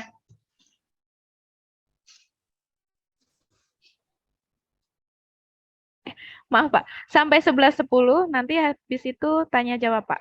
Oke, sip. Berarti 11.10. Sekarang jam berapa? 11.06 Pak.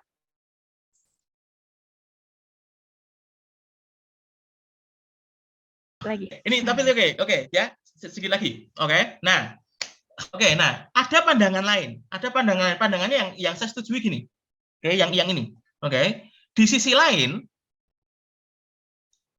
kita menyadari bahwa kalau penelitian-penelitian yang saya lakukan ya atau artikel-artikel yang saya tulis itu sudah memiliki konsep yang sudah terdefinisi dengan jelas dan ya pengukurannya itu sudah terstandarisasi. Jadi misalnya saya bicara tentang kecepatan, kemudian jarak, kemudian volume, kemudian berat, kemudian ukuran, itu adalah besaran-besaran yang di sisi lain, misalnya di pendidikan atau social science gitu, digunakan konsep-konsep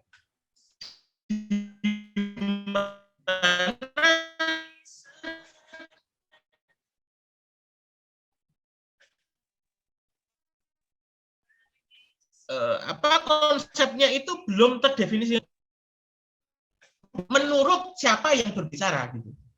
Oke.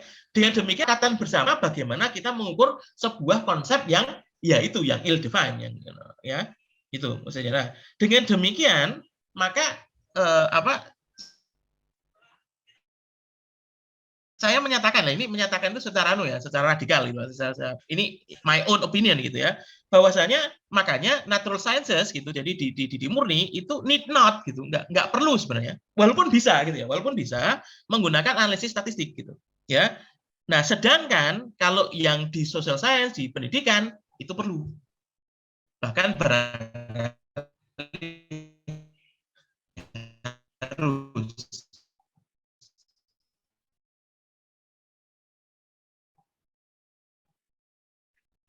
Begitu. Bahkan ya barangkali nggak harus gitu ya. Nah begitu. Oke. Itulah makanya kemudian ya artinya ya, dari artikel saya itu memang tidak menggunakan statistik analisis. Nah, saya pernah memang gitu ketika saya submit artikel kemudian di reviewnya itu diminta untuk melakukan analisis statistik gitu. Jadi dulu saya jawabnya tidak perlu untuk saat ini gitu karena perannya dari editornya itu minta pakai ANOVA gitu ya, pakai hipotesis ditolak gitu. Saya kira sudah cukup pakai rata-rata dan tetap di tipnya adalah gini.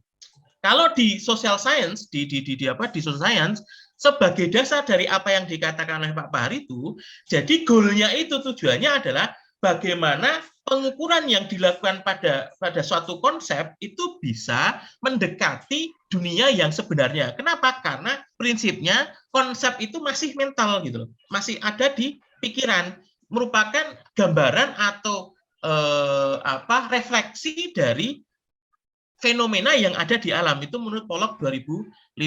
Jadi tantangannya adalah bagaimana kita bisa mentransformasi konsep yang masih ada di dalam pikiran itu menjadi suatu hal yang lebih konkret, yang lebih mendekati yang sebenarnya dan bisa diukur gitu. Nah, itulah mengapa Bapak Ibu itu memakai semua cara ya analisis statistik ya metode baik itu kualitatif, kuantitatif, dan lain sebagainya itu. Gitu.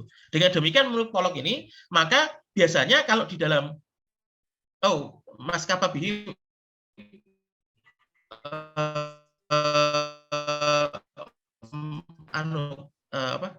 mengacungkan tangan ini luar biasa. Tapi saya dulu ya Mas Bi. Nah, oke. Anyway, nah.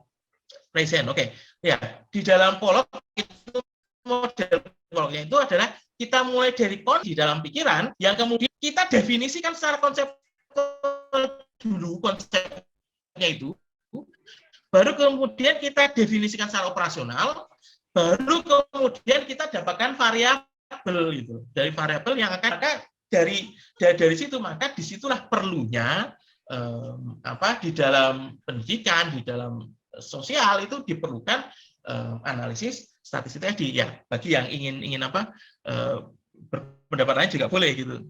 Nah, gitu. Oke. So, apa saja yang bisa dianalisis? Kan Bapak Ibu juga banyak yang bisa di Diukur tadi sudah dijelaskan tadi, misalnya apa yang bisa dianalisis? Hidup bisa, orang bisa, tempat bisa, grup bisa, institusi bisa, negara bisa, program bisa, itu semuanya sebenarnya bisa gitu dianalisis secara statistik tadi gitu. Oke, dan kemudian dilakukan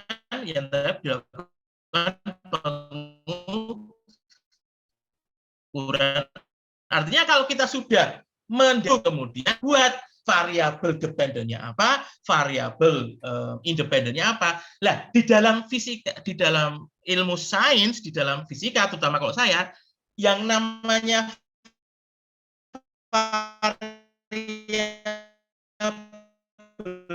bebas terikat itu sudah jelas dari awal.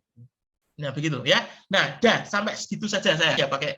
Kemudian selanjutnya adalah pakai berbagai metode yang telah dijelaskan oleh Pak Har, ya, begitu. Oke. Kemudian result itu adalah hasil, ya. Nah, hasil itu biasanya bisa dipisah dan bisa digabung dengan discussion. Jadi result discussion. Ya.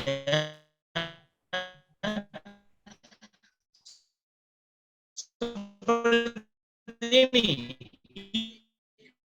intinya adalah ketika kita menulis hasil, maka kalau menulis akurat and easy to figure jadi baik. Oke.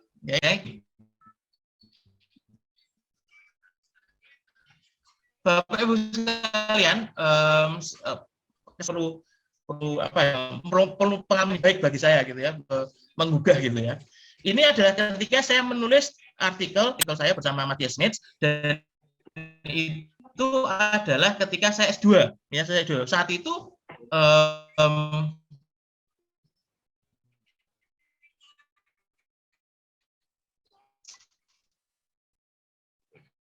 saya sedang nulis nih. Oke, ya kami ke jurnal objek, dapat review gitu loh. Dapat review itu maksudnya dapat tanggapan. Ya, artinya kami harus memperbaiki artikelnya gitu. Sudah saya bagi gitu kan. Saya kirimkan ke Matthias. Ini perbaikan saya Matthias gitu. Gimana, udah setuju? Nah, Matthias bilang, cek lagi gitu. Cek persamaannya, cek matematikanya. Sudah benar nggak gitu.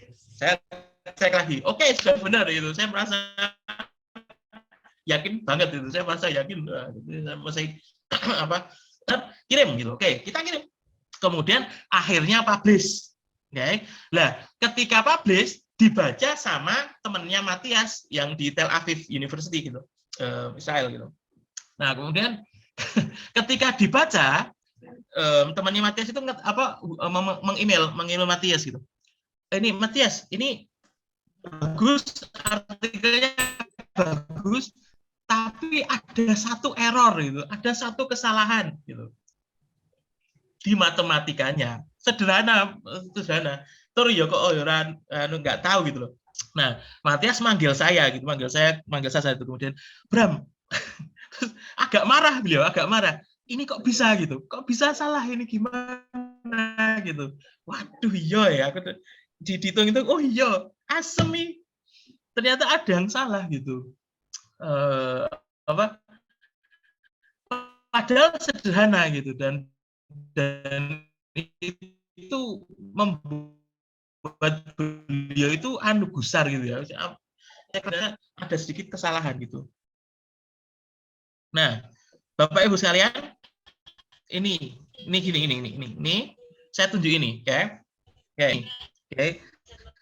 Saya kan tuh punya persamaan 3. J sama dengan K rho 1 min rho X plus 1. Oke. Nah, kemudian lihat persamaan 11. Mohon izin Bapak. Persamaan 11 itu rho 2 sama dengan Z. Pak, udah datang belum kolam renangnya? Rho 1 min rho X plus 1. Kolam renangnya ya. udah datang belum? Kemudian persamaan Kolam renangnya udah datang belum? 14. Kolam renangnya Ya, udah sudah. datang belum? Nah, siapa yang bisa melihat kesalahan artikel ini? Halo Bapak Ibu sekalian, ada yang bisa? Ada kabar enggak? Ada kabar enggak nih? Ada yang mau berpendapat? Mana kesalahan sederhana dari artikel saya ini? Kalau bisa tak hadiahi. Nanti menghubungi Mbak Febri untuk dapat hadiahnya. Ayo, nih, tak tunjuk ini. Tak kasih 100.000 gratis bagi yang bisa. Ada? Salah nggak apa-apa? Persamaan 3, 11, dan 14. Bapak, izin Bapak, mohon maaf Pak. Halo? Nah, udah habis waktunya. Nah. Maaf Bapak, suara Halo? Bapak putus-putus, jadi mungkin bisa off cam aja nggak apa-apa Pak. Soalnya putus-putus Pak. Oh, off cam. Oh ya, Sip. coba Pak. Sebentar. Soalnya agak putus-putus Pak. Off cam. Oke. Sudah saya off cam. Apakah sudah jelas? Oke, sudah jelas Bapak. Mencoba menjawab Pak Brams. Sudah jelas. Oke, sekali lagi gini, saya off cam ya. Oh, boleh. Ini siapa dulu? Asik. Bu Arum Pak. Halo. Iya. Ini siapa nggih? Oh ada. Oh. Ya, Bu Arum sama tadi ada Mas siapa tadi itu Pak? Mungkin dari Bu Arum bisa? Iya, jadi di persamaan 11-nya tidak usah pakai plus 1 Pak Brams. Tidak plus 1. Terima kasih Bu apa? Bu Arum. Nggih. Terima kasih, tapi bukan itu. Bukan ada plus minus. Tapi terima kasih atas sudahnya. Siapa? Mas Januari sini. Izin mencoba menjawab, Pak. Itu yang di persamaan 11 rho 1x, sedang di persamaan 12-nya rho 1x t itu sama dengan rho x t. Iya. Seharusnya rho 1x t. Oke. Masih belum? Loh, itu kan jelas kelihatan tuh. Loh, coba. Lihat persamaan 3, 11, dan 14. Jawabannya adalah ada yang lain. Kalau nggak ada gini, oke. Nah, ini maksudnya ini kan K-nya. Ini kan di sini ya ada, iya. Siapa? Kebalik Z2 Z1, Pak. Betul. Siapa ini? Januarius, Pak. Oh, Januarius, betul. Wes bener, Mas. Keploi. Ntar, Mas, dan saya serius, Mas Januarius dapat uang 100.000, nanti tanya Febri ya. Minta gitu, ya. Wah. Oke, siapa? Jadi kesalahannya adalah, errornya adalah pada persamaan 14 yang saya tulis Z1 per Z2, harusnya Z2 per Z1. Itu saja membuat Matias itu furious gitu, marah dia. Dan sampai sekarang kita tidak pernah menerbitkan perbaikan, ya, tidak pernah. Jadi beliau sangat bingung karena artikelnya sudah terus dengan baik, kecuali 1 persamaan 14 itu, dan itu bisa membuat marah. Makanya Bapak Ibu sekalian, sekali lagi, ya, halo, kayak enter. Oke, nah, ya, bagian discussion gitu ya. Maka ketika menulis bagian result and discussion, mohon ditulis dengan precise dan tepat. Jadi kalau bisa mengurangi kesalahan konsep itu penting. Nah, kemudian bagian discussion itu merupakan bagian yang bagian yang paling susah untuk ditulis barangkali bagi seseorang, bagi orang lain barangkali akan mudah gitu ya. Tetapi ini ya, satu hal yang masih kurang dari mahasiswa adalah bahwasanya artikel-artikel kalian ya, Bapak Ibu S2, S3 itu tidak mengkaitkan hasil penelitian di discussion yang kaitannya dengan penelitian orang lain. Itu yang masih kurang. Jadi pertama yang masih kurang dari mahasiswa yang saya lihat itu adalah bagian introduction-nya belum ada gap-nya. Yang kedua, ketika menuliskan discussion itu belum ada perbandingan dengan penelitian milik orang lain. Ya, tidak semuanya. Barangkali juga tidak, yang ikut ini sudah juga melibatkan mensitasi hasil dari milik orang lain. Gitu.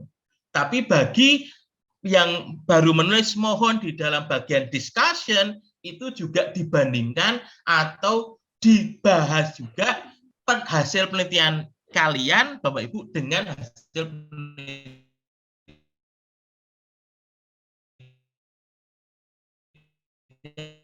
orang lain. Oke. Nah, begitu. Ya, saya kira sudah conclusion itu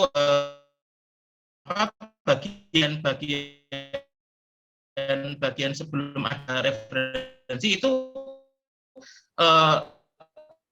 rangkuman ya, jadi summary ya, kemudian implikasi praktis dari hasil yang kalian tulis. Itu kalau conclusion saya kira nggak masalah.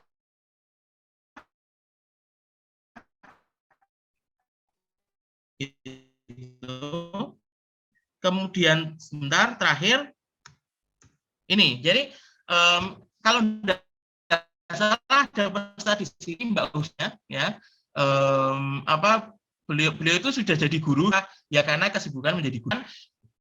Waktu paling baik ketika menulis artikel itu adalah ketika penelitian sedang berlangsung. Itu paling baik. Artinya apapun yang terjadi gitu, ketika kalian penelitian, disitulah kalian juga ngetik membuat draft artikel. Tapi kan oke.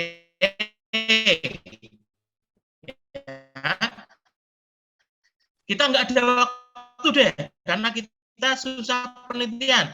Kemudian ya ke bawah, second best gitu ya, praktis yang second best. Oke lah, penelitiannya sudah jadi dulu, kemudian baru kita ketik.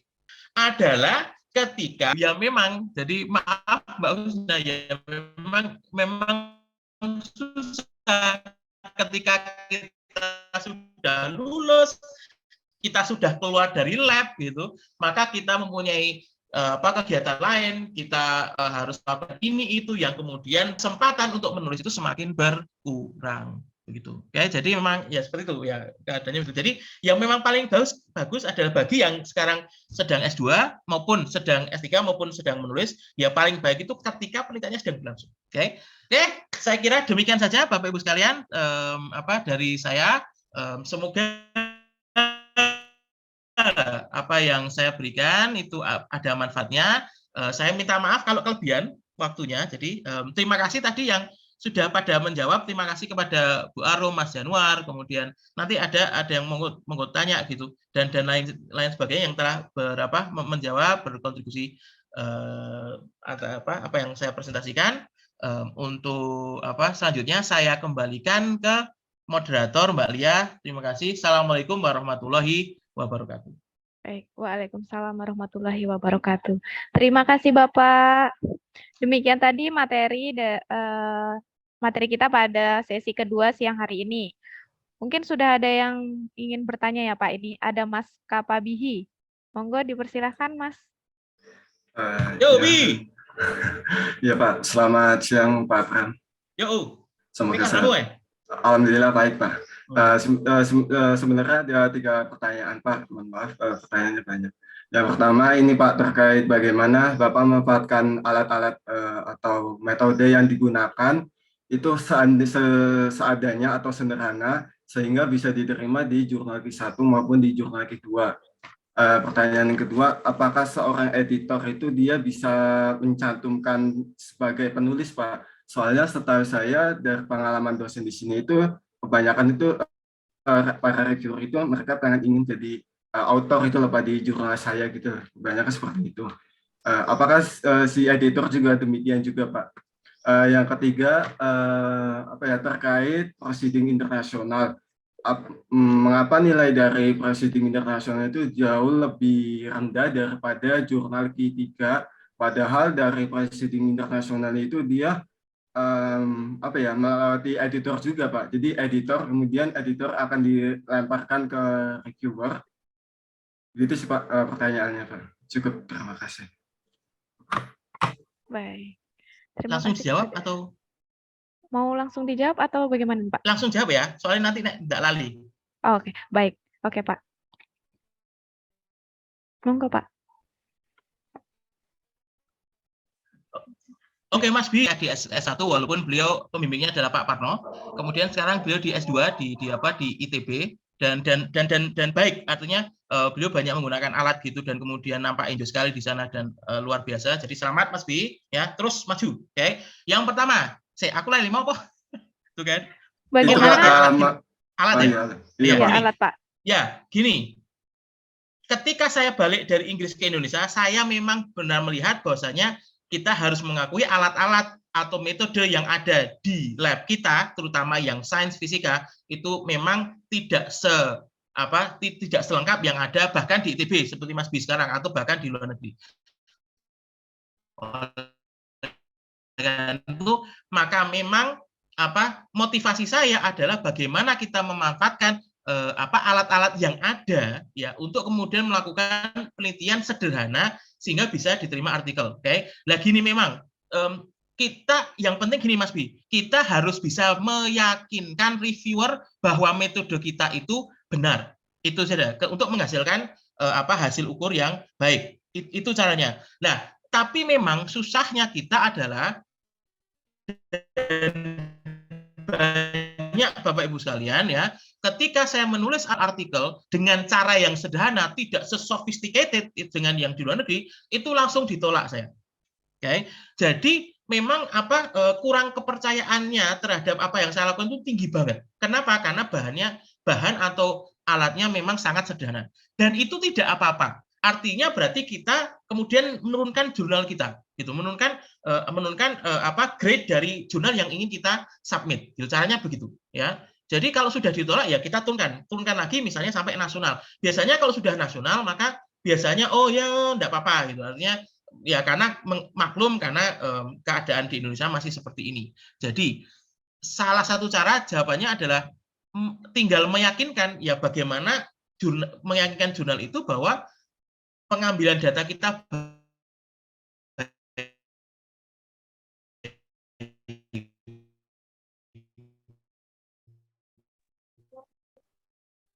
Halo, Bapak. Itu. Maaf Bapak, suaranya. Adalah apa mau? Maaf Bapak, suaranya terputus.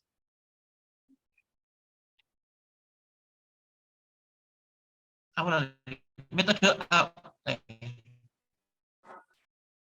pertanyaan Oke, halo? Halo. Iya Bapak, halo? Maaf Bapak. Suaranya terputus tadi Pak. Oke, nggak apa-apa. This is story. Tadi yang kedua apa? Yang kedua, apakah seorang editor bisa dicantumkan sebagai penulis juga Bapak? Oke, bisa. Bisa, tapi nggak usah banyak-banyak. Jangan sampai banyak-banyak Mas Bi. Ya, biasanya editor itu bisa kemudian menjadi editor dalam sebuah tema eksklusif, tema tersendiri, dan dia di situ nanti ya bisa banyak bicara. Tetapi prinsipnya sebenarnya editor boleh menjadi penulis, tapi ya intinya tidak boleh banyak-banyak. Jadi hanya sekali gitu, sekalipun sekali dalam setahun gitu, atau sekali dalam 1 tahun penerbitan itu. Kemudian yang ketiga adalah apa? Kenapa proceeding internasional jauh lebih rendah dari ketiga tadi ya Pak? Betul. Gini, kenapa proceeding itu nilainya lebih rendah? Dan ini penting juga buat Bapak Ibu sekalian, karena prinsipnya proceeding itu sebenarnya bukan merupakan publikasi yang signifikan gitu. Jadi proceeding itu sebenarnya tujuan proceeding itu adalah untuk memperkenalkan penelitian kita saja, untuk membuat networking, tapi sebenarnya bukan untuk publication. Perlu dicatat. Makanya kalau Bapak Ibu itu punya artikel yang bagus, kalaupun diikutkan proceeding gitu, artikelnya itu kalau mau agar berkualitas, jangan dipublish di proceedingnya, tapi di jurnal lain, di jurnal gitu. Boleh, nggak apa-apa. Ikut presentasinya, tapi artikelnya tok tarik, kemudian publish di jurnal. Karena nilainya memang lebih tinggi. Karena prinsipnya itu adalah bahwasanya proceeding conference itu bukan untuk publication. Dan itu kita harus membenarkan. Ya, dari sekarang Bapak Ibu sekalian. Ya memang gini misalnya, diminta sama Prof. Heru untuk mengikuti IC dan ISIMED. Nggak apa-apa, baik gitu loh. Baik. Mengikuti proceeding itu baik. Ya. Tetapi memang ketika nanti dinilai, kalau misalnya ingin jadi dosen gitu ya, maka nilai proceeding itu, ya publication proceeding itu lebih rendah. Kalau artikel itu misalnya kumnya itu bisa 40 di jurnal, kalau di proceeding internasional itu cuma 20-an. 40 itu Q3 Q4 loh ya. Q3 Q4 itu nggak masalah, pokoknya tertulis itu bisa kumnya 40 gitu. Jadi memang jauh. Mengapa? Ya ada benarnya. Kalau itu ada benarnya, karena proceeding itu sebenarnya bukan untuk publication. Proceeding itu untuk memperkenalkan riset kita, kemudian untuk membuat networking atau kenal gitu loh. Sehingga kemudian kalau kita bisa berkolaborasi, lah di situ menjadi lebih menarik lagi penelitiannya. Itu ya. Makanya itulah lebih daripada jurnal. Ya, demikian, terima kasih. Terima kasih Mas Bihi ya, sukses pokoknya. Baik, bagaimana Mas? Sudah nggih? Ini Pak, menanggapi yang persoalan pertama Pak, yang untuk meyakinkan reviewer, apakah boleh ini Pak dibawa nama besar yang peneliti itu Pak, biar nanti cepat langsung lolos di editor sama reviewer itu Pak. Kolaborasi gitu loh Pak. Bisa jadi seperti itu ya Pak ya. Kalau misalkan mau misalkan nama Pak Ferry Iskandar yang HI indeksnya itu 50 dibawain nama itu, kemungkinan besar itu editor bakal lolos atau enggak ya Pak, misalkan membawa nama besar itu Pak? Oh bisa banget. Tahu ceritanya Bose Einstein? Tahu, iya sebagian Pak. Iya. Tahu ceritanya Bose Einstein nggak? Iya. Statistika Bose Einstein itu loh. Jadi seseorang yang namanya Bose Sandrat Bose, siapa gitu dari India. Itu tapi tahun lalu ketika dia itu menemukan sebuah konsep baru yang namanya fisika statistik Bose Einstein ya. Bose. Lah kemudian dia membuat artikel ya. Lah tapi artikelnya ini ketika dikirim ke jurnal internasional, karena namanya itu Bose Einstein nggak dikenal gitu ya, langsung ditolak tanpa dibaca artikelnya. Ya kadang-kadang memang review itu ada biasnya. Tetapi kemudian si Bose itu menulis surat kepada Einstein gitu. Einstein, mohon lihat artikel saya, kalau mau nulis bareng. Jadi Bose nama pertama, Einstein nama kedua. Lah kemudian dikirim ke jurnal yang sama, langsung diterima. Kadang nama besar itu juga bisa memuluskan review sehingga kita bisa lolos gitu. Jadi kalau Mas Bihi punya artikel yang kira-kira itu barangkali menarik gitu ya, kemudian walaupun metodenya sederhana, kemudian dikirim ke misalnya seorang yang dikenal di bidang itu, kemudian diminta untuk menjadi koautor itu, ketika beliau bersedia, nggak masalah, boleh-boleh saja, nggak apa, asal bidangnya sesuai gitu ya, dan itu yang sedang dikerjakan gitu ya. Nah itu bisa, dan itu bisa menambah keyakinan, bisa, bisa seperti itu juga bisa. Terima kasih. Oke, baik. Terima kasih Mas atas pertanyaannya dan Bapak atas jawabannya. Ada lagi nih Pak yang bertanya di kolom chat dari Bu Arum Wulandari. Izin bertanya Pak Brams, mohon maaf pertanyaannya random katanya Pak. Bagaimana tema kewirausahaan ini melekat dalam penelitian tanpa terkesan dipaksakan? Terima kasih. Pertanyaan yang sangat bagus sekali. Ini harusnya sebaiknya dijawab oleh pihak yang melakukan penelitiannya ya. Tapi sejauh yang saya tahu, kita membuat kewirausahaan itu menjadi hal yang menarik gitu. Ya. Jadi kalau kita bisa misalnya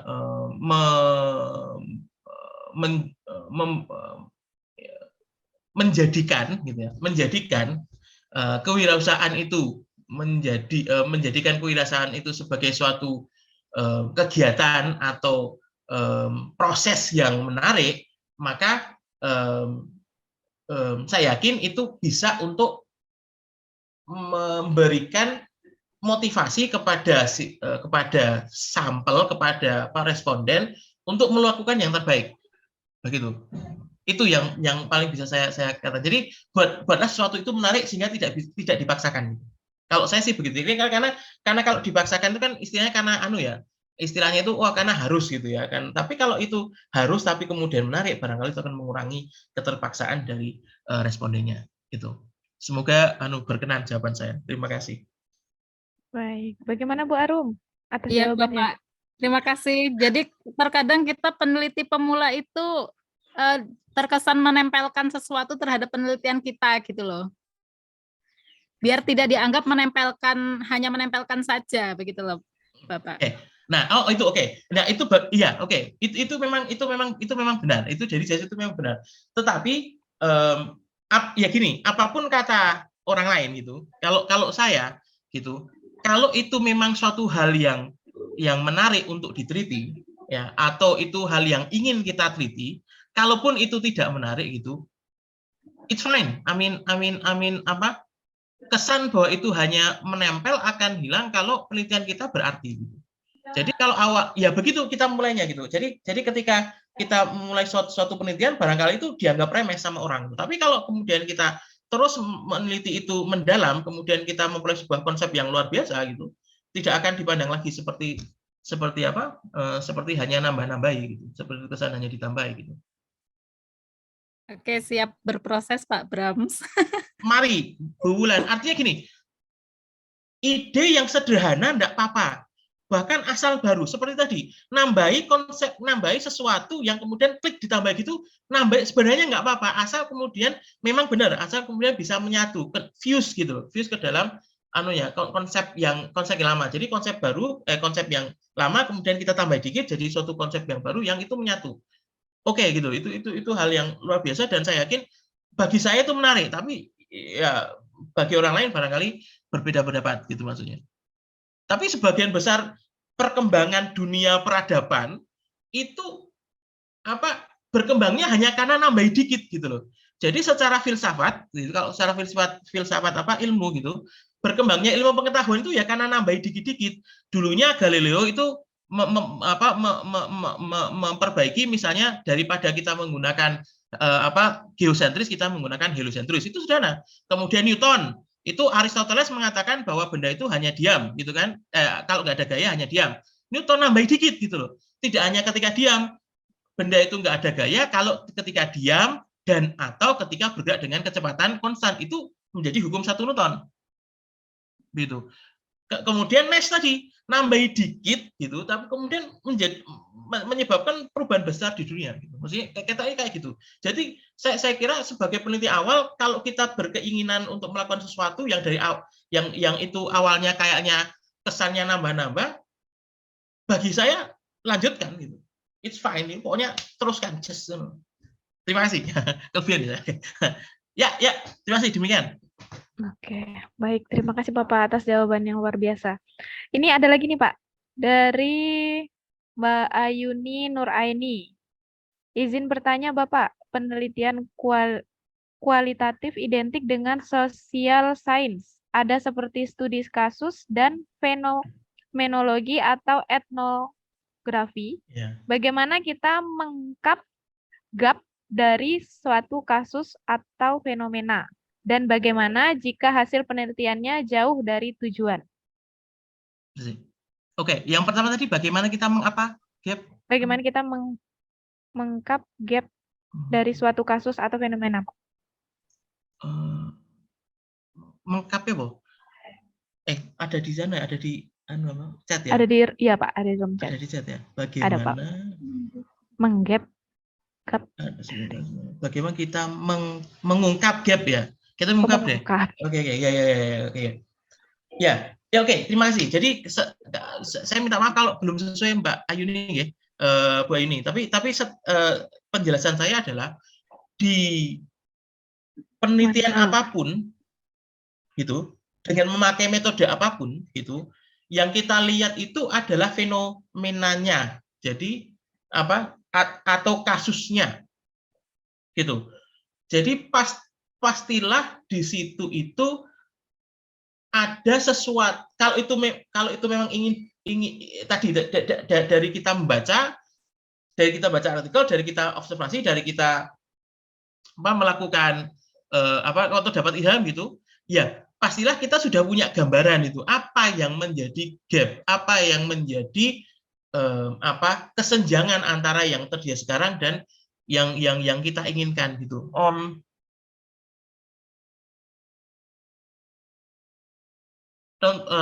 Kalau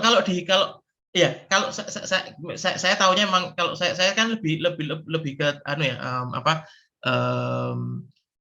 eksperimen dan teori ya. Misalnya grafin ya, kemudian grafin sudah diteliti belum? Oh, sudah banyak gitu, tapi belum ada yang mencampurkan antara grafin oksida dan minyak atsiri. Nah, gitu loh. Di dalam artikel belum ada yang mencampurkan antara GO, grafin oksida dengan minyak atsiri. Oke, mari kita lakukan. Itu adalah gap. Itu adalah gap gitu ya. Nah, sebenarnya dalam metode yang lain pun ketoknya nggak jauh dari itu juga, gitu maksudnya. Misalnya, saya tidak tahu karena etnografi saya pernah baca, tapi saya lupa. Tapi fenomenologi dan misalnya kita ingin meneliti tentang suatu suku di pedalaman gitu loh.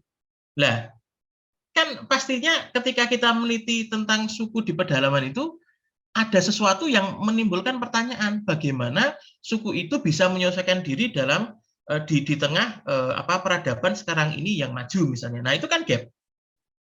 Jadi ada suku yang masih misalnya dia itu berpindah dari non modern gitu, tapi dunia sekarang sudah maju. Terus bagaimana dia menyelesaikan diri dengan peradaban sekarang? Nah, itu gap. Nah, itu kayak gap. Kalau apa kayak gitu ya mestinya? Ya, semoga itu terjawab gitu. Jadi pasti ya jawaban saya adalah hal sederhana pun itu bisa menjadi gap. Artinya tidak harus sesuatu yang belum pernah diteliti, tetapi ingin tahu saja tentang misalnya tentang ini gitu, konsep ini gitu, yang belum banyak diteliti, itu bisa juga menjadi gap. Nah kemudian, dan bagaimana jika hasil penelitiannya jauh dari tujuan? Tidak apa-apa, gitu. Karena ketika kita memiliki penelitiannya itu ternyata tidak sesuai dengan tujuan yang kita harapkan, gitu, maka itu pun masih merupakan sebuah penelitian, walaupun kemudian tidak berhasil. Oke, contoh, misalnya saya punya sebuah penelitian yang sedang saya tulis bersama mahasiswa saya di S1 ya tentang grafin oksida yang dibuat dengan cara audio sonication. Jadi pakai pakai suara tapi di level audiosonik gitu. Ternyata nggak bisa gitu loh. Harapannya bisa menghasilkan galvanum oxide. Ternyata ketika kita sudah dititip berkali-kali, kita coba berulang, ternyata nggak bisa menghasilkan gitu. Oke, nah dari situ maka saya bisa tetap menulis artikel, tetap artikelnya ada, tapi hasilnya negatif gitu loh. Itu enggak apa-apa. Kita melaporkan apa adanya dari penelitian kita. Itu yang perlu kita lakukan. Tidak harus kita buat selalu berhasil gitu loh. Ya memang sih, memang gini. Paradoksnya adalah Bapak Ibu sekalian itu baik S1 maupun S2 itu kan kerapnya di pendidikan itu pokoknya harus sesuai gitu ya, harus berhasil. Sebenarnya tidak harus gitu. Tetapi ya nggak tahu karena tuntutan apa gitu, tuntutan secara personal itu pokoknya harus berhasil. Well, it's fine ya. Tetapi prinsipnya kalau secara umum tidak sesuai pun atau tidak efektif pun sebenarnya nggak masalah gitu.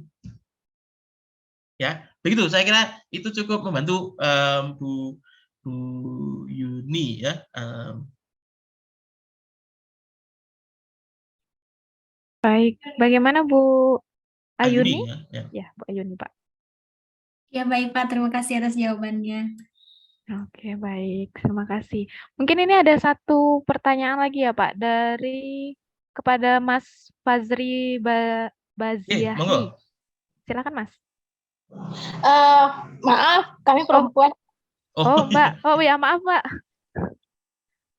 Baik, Pak. Permisi tanya, Pak. Silakan. Bagaimana menentukan topik penelitian yang kita dapatkan dari dosen? Misalkan untuk tesis, Pak ya. Misalkan ini kan kita belum ada topik, minta sama dosennya memberikan topiknya itu tentang mekanika kuantum.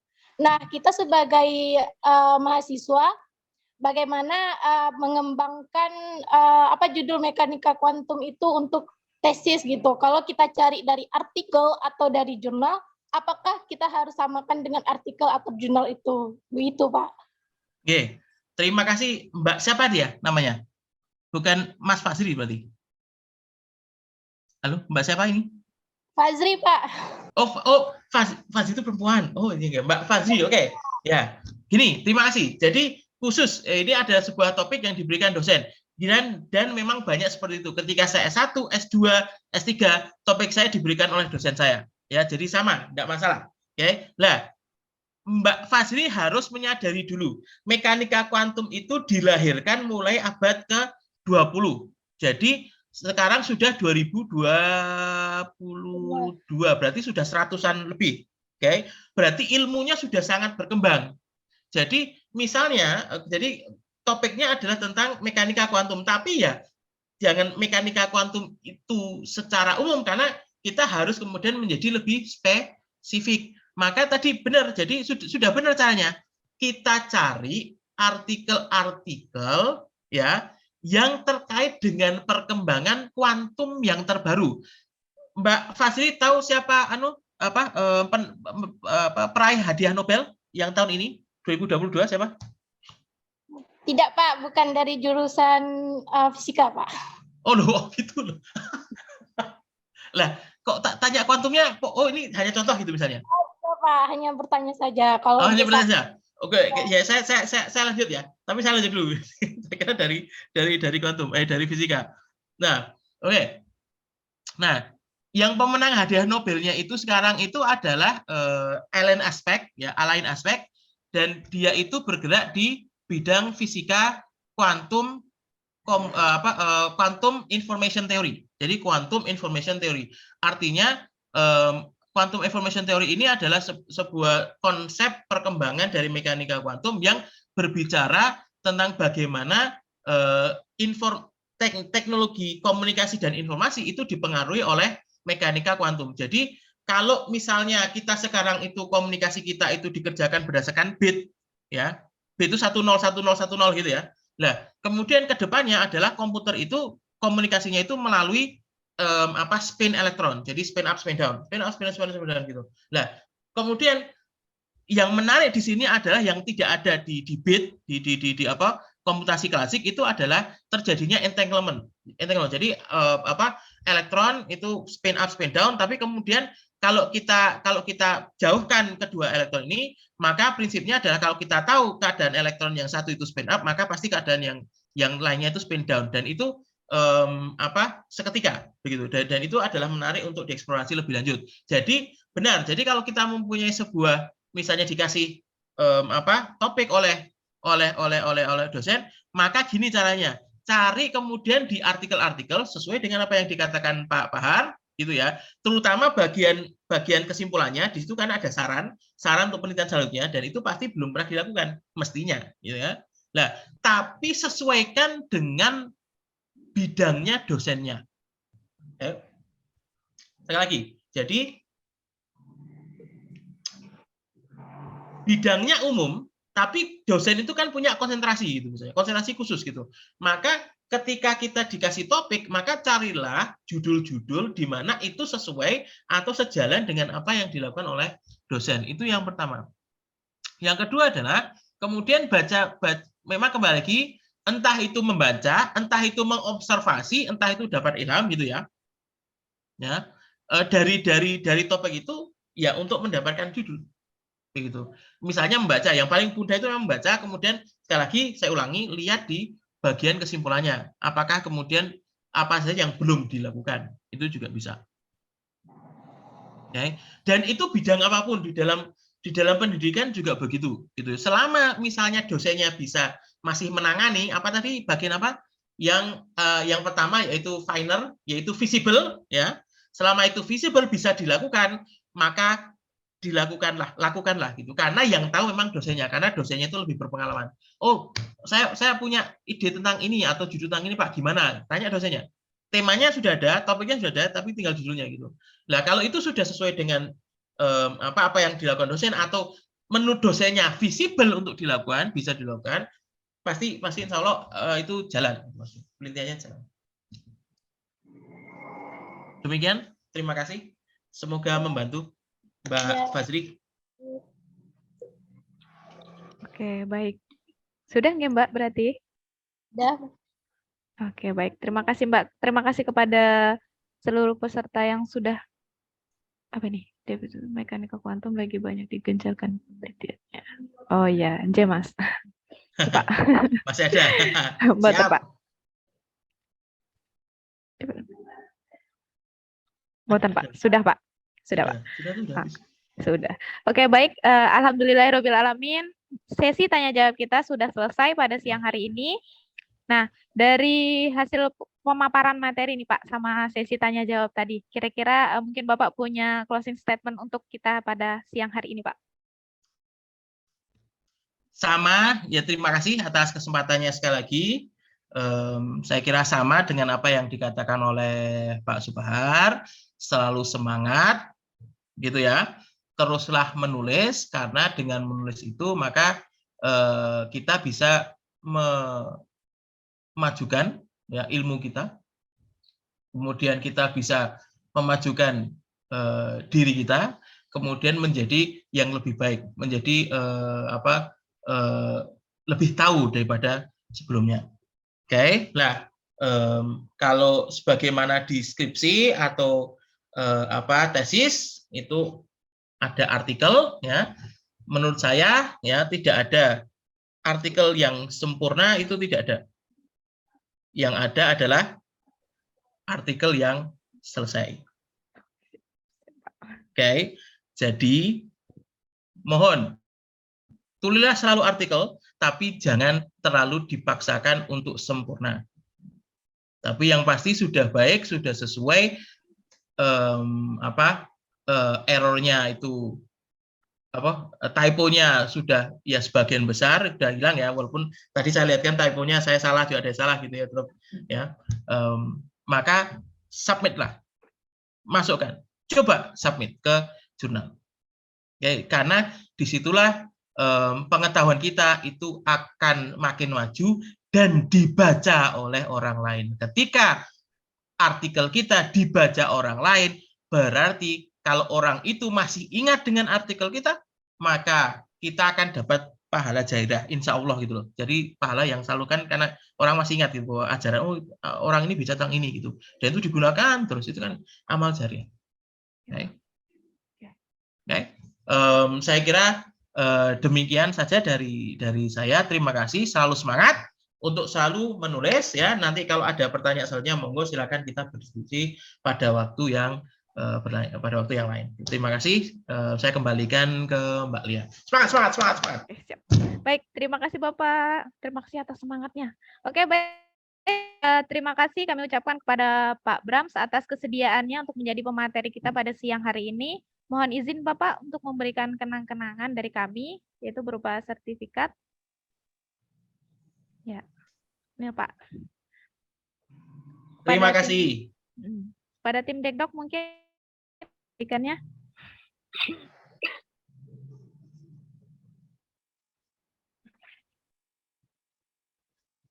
Oke.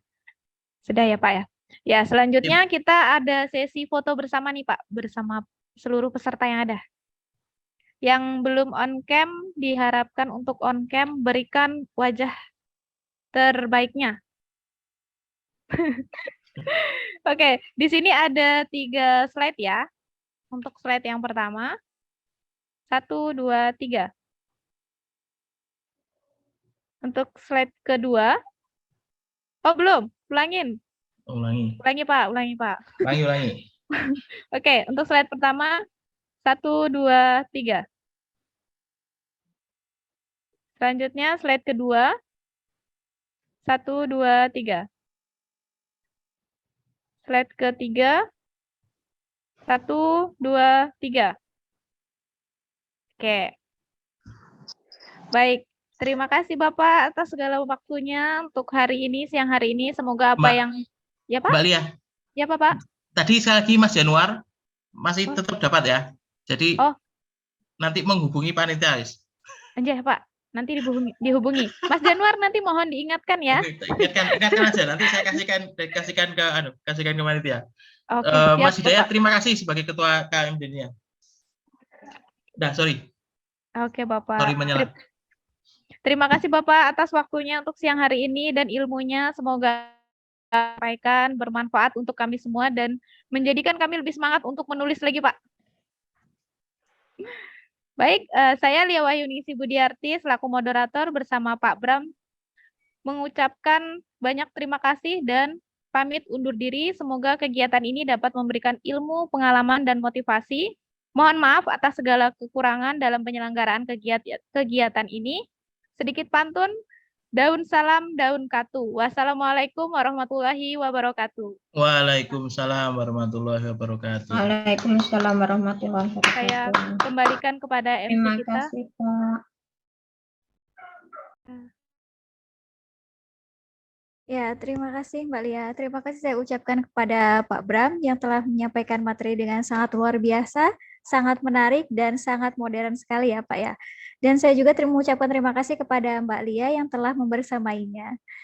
Ya, alhamdulillahirrabbilalamin, selesai sudah serangkaian acara kita pada siang hari ini. Terima kasih saya ucapkan kepada para hadirin sekalian, teman-teman semua yang telah mengikuti serangkaian acara kita pada siang hari ini. Dan jangan lupa, untuk tanggal 5 Oktober kita masih ada acara 1 hari lagi dengan 2 sesi seperti hari ini. Oke, mewakili seluruh panitia, saya ucapkan mohon maaf apabila ada hal-hal yang kurang berkenan dalam keberlangsungan acara ini. Dan saya pula mengingatkan kepada seluruh peserta bagi yang belum mengisi presensi, dimohon untuk segera mengisi pada kolom chat yang telah tersedia. Ya oke, sebelum saya akhiri acara ini, ya mungkin saya seperti moderator ya ada sedikit pantun begitu. Buah nanas, buah ceri, dicampur gula, enak sekali. Cukup sekian pertemuan kita pada siang hari ini. Semoga bisa bertemu di kemudian hari. Ya, sekian dari saya. Akhirul kalam. Wassalamualaikum warahmatullahi wabarakatuh. Waalaikumsalam warahmatullahi wabarakatuh. Terima kasih ya. Saya mohon ya. Pak Bram. Oke. Terima kasih. Semuanya pokoknya. Semangat.